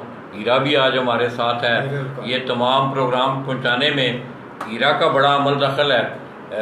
हीरा की वालदा, जैसा कि आप तमाम दोस्तों को पता है कि आज से तकरीबन 20-25 दिन पहले उनका रज़ा इलाही से इंतकाल हो गया था, अल्लाह पाक उनकी मग़फ़िरत फरमाए। तो मैं भी दोस्तों इंशाअल्लाह मेरा चेकअप हो चुका है, मिड ऑफ नवंबर लाला जी ने अपना ऑपरेशन करवाना है, और उससे पहले लाला जी इंशाअल्लाह अपने वादे के मुताबिक और अपने प्रोफेशन से कमिटमेंट के मुताबिक इसी तरह के मौज़ूआत पे हम नंबरदार जी के पास हाज़िर होते रहेंगे, और जो नवारद लोग हैं इंशाअल्लाह उनकी रहनुमाई होती रहेगी। तो नंबरदार जी, पहली गल तो ये कि अज अच्छा जहा शेर, एक अच्छा जहा शेर सुनाने तो बाद, तो दूसरा एक तलकीन लोगों को मैं चाहवागा कि एक बहुत बड़ा एक जिहड़ा मसला है मुनसफी के हवाले नाल, वो थोड़ी जी लोगों की रहनुमाई करो। क्यों कि मुनसफ तुहाडी भी इज्जत होंदा है, जाने वाले घर की भी इज्जत होंदा है, तो अगले घर की भी उन्हें इज्जत का सवाल रखना होंदा है। ये किस तरह के मुनसफ, मैं अक्सर देखा है कि तुसी एक दो मुनसफ मैं तुहाडे भेजे वेखे ने, उन्होंने पूरा जिहड़ा ना आगाही हुई है। ये उत्ते थोड़ा जिहा अपना एक शेर पढ़ के ना पहले एक शेर सुनाओ। अच्छा जी नंबरदार जी, यह प्रदेश में बैठे मेरे जिहड़े परदेसी भरा ने, उन्होंने जरा रूह खुश हो जाए, सानू दोवां भरावां नूं वेख रहे ने। तो जी ये परदेसियों वास्ते ये ते उर्दू का शेर है जी। अच्छा अच्छा, ते ये नसीहत भी है तो गिला भी नहीं। ठीक है। दुनिया गम तो देती है मगर शरीके गम नहीं होती, किसी के दूर रहने से मोहब्बत कम नहीं होती। तो मेरे अजीज दोस्तों, जो कुछ भी मैं ਇਹ ਇੰਟਰਵਿਊ ਵਿੱਚ ਜਾਂ ਮੇਰਾ ਮਤਲਬ ਇਸ ਪ੍ਰੋਗਰਾਮ ਦੇ ਵਿੱਚ ਦੱਸਿਆ, ਇਹਦੇ ਵਿੱਚ ਅਗਰ ਤੁਹਾਡਾ ਪੱਕਾ ਯਕੀਨ ਹੈ ਤਾਂ ਤੁਸੀਂ ਕਰਕੇ ਵੇਖ ਲਓ। ਅਤੇ ਮੈਂ ਤੁਹਾਨੂੰ ਯਕੀਨ ਦਿਵਾਉਣਾ ਕਿ ਜੋ ਕੁਝ ਮੇਰਾ ਮਤਲਬ ਹੈ ਅਸੀਂ ਇਸਤੇਮਾਲ ਕਰਨੇ ਆ ਜਾਂ ਮੈਂ ਇਸਤੇਮਾਲ ਕਰਨਾ ਜਾਂ ਜੋ ਕੁਝ ਵੀ ਤਰੀਕਾਕਾਰ ਹੈ ਉਹ ਸਾਰਾ ਮੈਂ ਦੱਸ ਦਿੱਤਾ ਹੈ।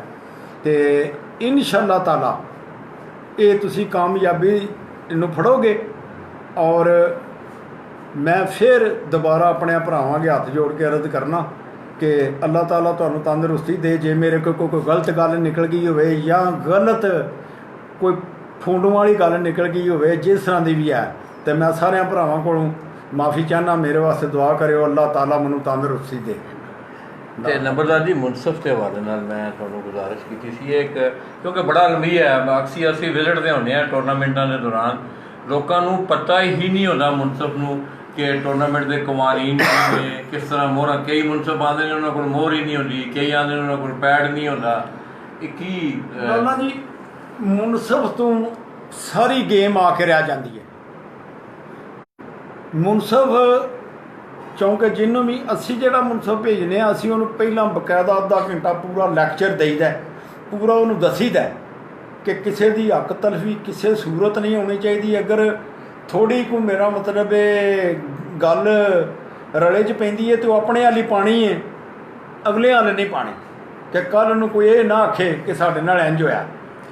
ਇਸ ਵਾਸਤੇ ਮੁਨਸਫ ਨੂੰ ਪੂਰੇ ਤਰੀਕੇ ਨਾਲ ਬਹਾ ਕੇ ਸਮਝਾ ਕੇ ਮੇਰੀ ਸਾਰੇ ਭਰਾਵਾਂ ਅੱਗੇ ਸ਼ੌਕ ਕਰਨ ਵਾਲਿਆਂ ਅੱਗੇ ਗੁਜ਼ਾਰਿਸ਼ ਹੈ ਕਿ ਜਿਹਨੂੰ ਮੁਨਸਫ ਭੇਜਣਾ ਉਹਨੂੰ ਬਹਾ ਕੇ ਅਤੇ ਉਹਨੂੰ ਪੂਰੇ ਕਾਨੂੰਨ ਸਮਝਾ ਕੇ ਅਤੇ ਫਿਰ ਉਹਨੂੰ ਘੱਲਣਾ, ਤਾਂ ਕਿ ਤੁਹਾਡੀ ਉਹ ਮੁਨਸਫ ਜਿਹੜਾ ਹੁੰਦਾ ਸਫੀਰ ਹੁੰਦਾ ਉਸ ਛੱਤ ਦਾ। ਮੁਨਸਫ ਤੋਂ ਲੋਕ ਅੰਦਾਜ਼ਾ ਕਰਦੇ ਨੇ ਕਿ ਕੌਣ ਮੁਨਸਫ ਹੈ ਅਤੇ ਇਹਦੇ ਜਿਹੜੇ ਮਗਰਲੇ ਨੇ ਉਹ ਵੀ ਇੰਜੇ ਦੇ ਹੀ ਹੋਣ ਦੇ। ਇਸ ਵਾਸਤੇ ਪੂਰਾ ਲੈਕਚਰ ਦੇ ਕੇ ਉਹਨੂੰ ਬਹਾ ਕੇ, ਮੈਂ ਤਾਂ ਕਹਿੰਦਾ ਵਾਂ ਕਿ ਸਾਡੇ ਬਾਊ ਨਾਸਰ ਸਾਹਿਬ ਇਹ ਕੰਮ ਕਰ ਸਕਦੇ ਨੇ ਕਿ ਜਿਹੜੇ ਵੀ ਮੁਨਸਫ ਹੈ ਨੇ ਸਾਰਿਆਂ ਨੂੰ ਬਹਾ ਕੇ ਅਤੇ ਇਹਨਾਂ ਨੂੰ ਇੱਕ ਦੋ ਕਲਾਸ ਦੇਣ, ਅਤੇ ਮੇਰਾ ਖਿਆਲ ਹੈ ਇਹ ਵੀ ਮਸਲਾ ਹੱਲ ਹੋ ਜਾਏਗਾ।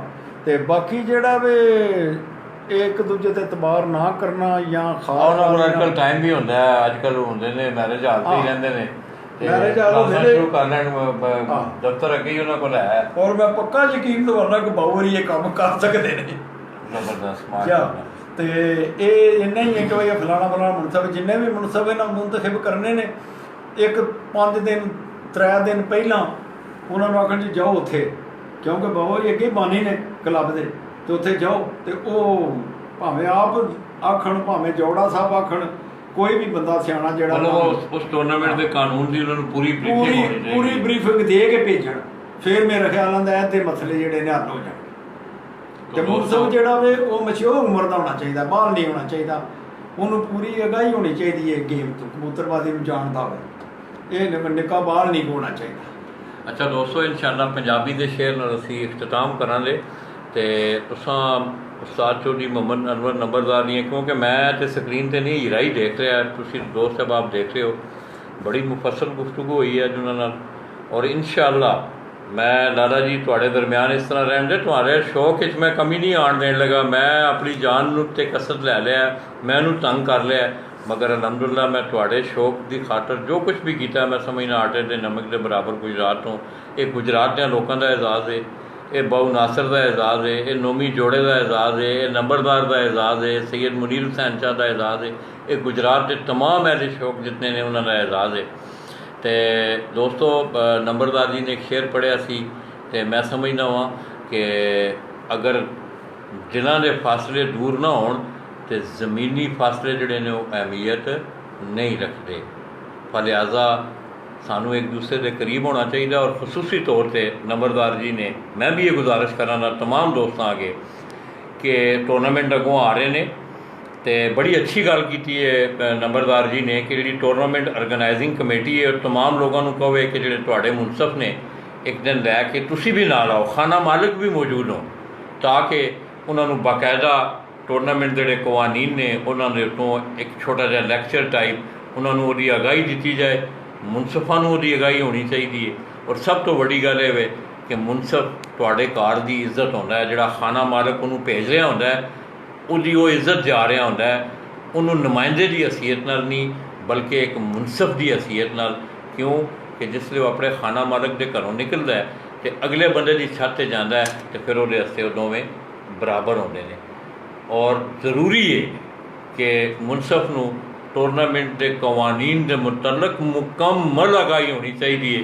اور میں سمجھنا اگر اسی انہاں چیزاں دے اتنے قابو پا لئیے تو بہت سارے ڈسپیوٹ اس طرح تساں دیکھا ہونا ہے کہ سامنے آ جاندے نے, منصف جا کے وک جاندے نے, پھر جناب وہ تہاڈی عزت دا بھی سودا میں سمجھنا ہو جاتا ہے. جڑا منصف جا کے وک جاتا ہے وہ اپنے مالک دا جڑا جتوں آ رہا ہوتا ہے انہوں ویچیا ہوتا ہے. تو یہ بڑا ضروری ہے. اور انہوں باقاعدہ ایک اچھے طریقے نال اپنا کانفیڈینشیل باعتماد ساتھی جہے اتنے تمہیں پورا اعتماد ہوئے کہ یہ جا کے اتنے یہ نہیں کرے گا کہ انہوں جوڑے دی لالچ دے دیتی جائے, انہوں 5000 روپیہ دے دیتا جائے, کیونکہ ایک سائنٹیفک دی گل ہے. پہلے صرف چھت دا ہی منصف ہوتا سی. پہلے جیڑی چھت تو شوق ہو رہا اس چھت دا عام رکن ہوتا سی جڑا منصف جانا سی.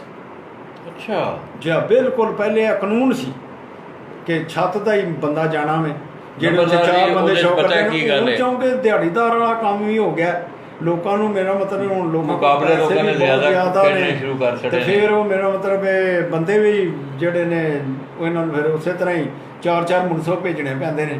تو وہ پھر سارے چھت دے لوگ نہیں نہ ہوندے, چھت تے 1-2 بندہ یا 3 یا 4 بندے شوق کرنے والے ہوئے. پہلے بالکل یہ مست ہوتا سی کہ چھت تو ہی بندہ جانا جہاں اتنے شوق کرتا ہے, مطلب جہاں انوالو رہتا جہاں جی بالکل چھت کا بندہ مالک ہی ہوتا سی. تقریباً جہے 3-4 بندے شوق کرتے ہیں مالک ہی ہوتے ہیں. تو وہ ہی جانے سن. انہوں نے یہ جی گل کو نہیں سی ہوتی. ہوں ہی کروڑا مچ گیا 4-5 سالوں کا کہ فلانے نے کر لیا. پر اپنے ضمیر کی بات ہے لالا جی جہاں بننا کہ جنہیں کھادیاں گاجراں کے ٹھڈ انہوں نے پیڑ بشک کو کر کے ویخ لے. 1 باری جت جے 2 باری جت جے نا نشان مٹتے ویکھے نے. اللہ تعالیٰ یہاں سارے ہدایت دے. میں نا نشان مٹتے ویکھے نے انہاں کھلاڑیاں دے جہے پہلے جتتے رہے نے ہوں انہوں دے ختم ہو گیا کہانی قصہ. خورے انہوں کو کی غلطی ہوئی ہے کیونکہ میں تو کدی اج تک کسی کو یہ آخ دے نہیں تو نہ ہی یہ حق بنتا ہے. اللہ تعالیٰ سب نو ہدایت دے. سب واسطے دعا کرو. بہرحال جن بندے نے یہو جہاں بےایمانیاں یا یہو جی بدنیتی کی ہے انہوں نے نا نشان مٹ گئے ختم ہو گئے. تو دوستو نمبردار جی نے آج بڑی کھل کے بڑی اچھی صاف شفاف باتیں کیں اور خصوصی طور پر منصف کے حوالے سے انہوں نے جو گفتگو کی کہ آپ اپنا باعتماد ساتھی, کیونکہ وہ آپ کی عزت کا ذریعہ ہوتا ہے.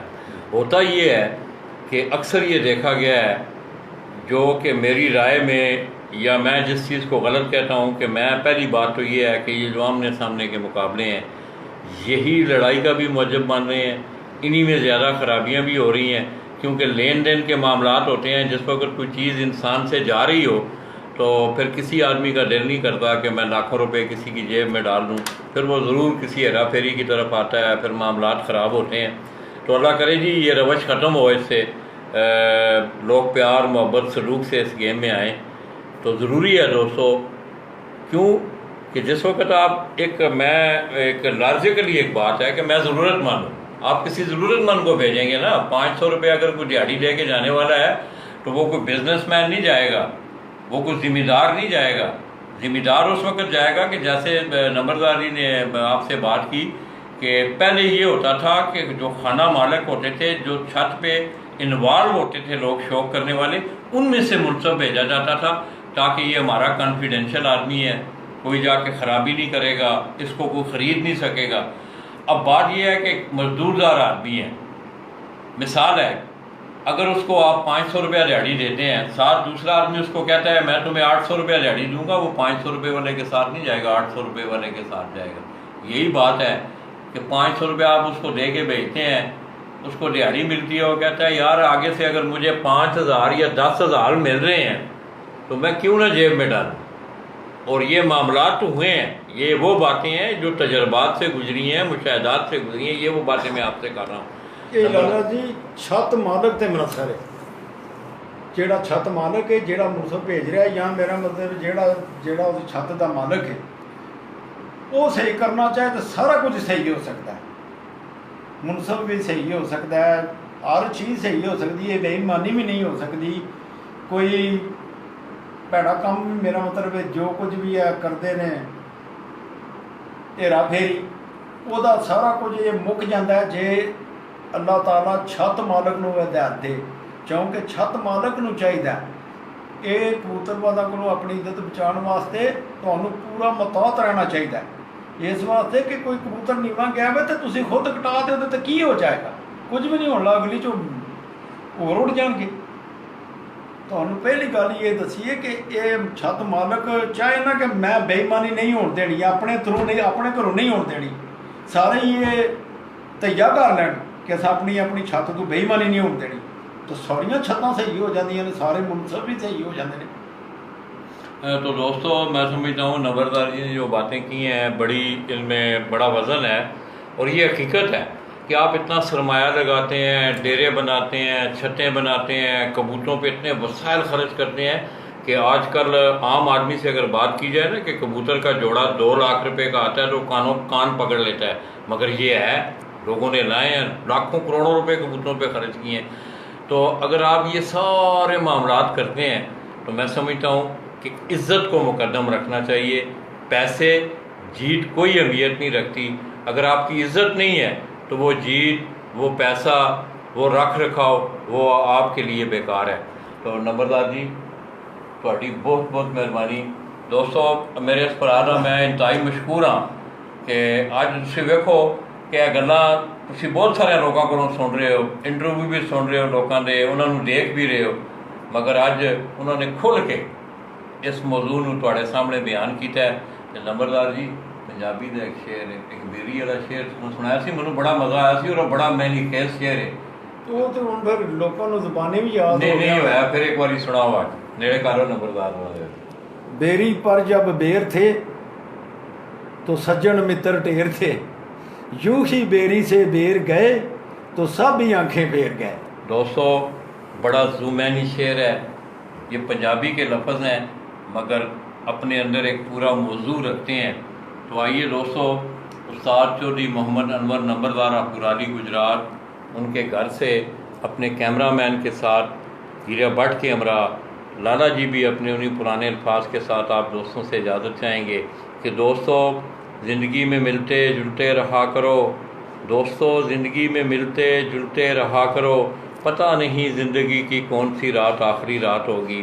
अपनी इन्हीं अल्फाज के साथ आप दोस्तों की दुआओं के साथ मैं और उस्ताद नंबरदार जी हम आपसे इजाज़त चाहेंगे। नंबरदार जी भी मैं आपको बता दूं कि गुज़श्ता तकरीबन 2-3-4 माह से उन्होंने डॉक्टरों को चेकअप कराया, एक तो उन्हें शुगर भी है, दूसरा दिल का कुछ आर्जा भी है।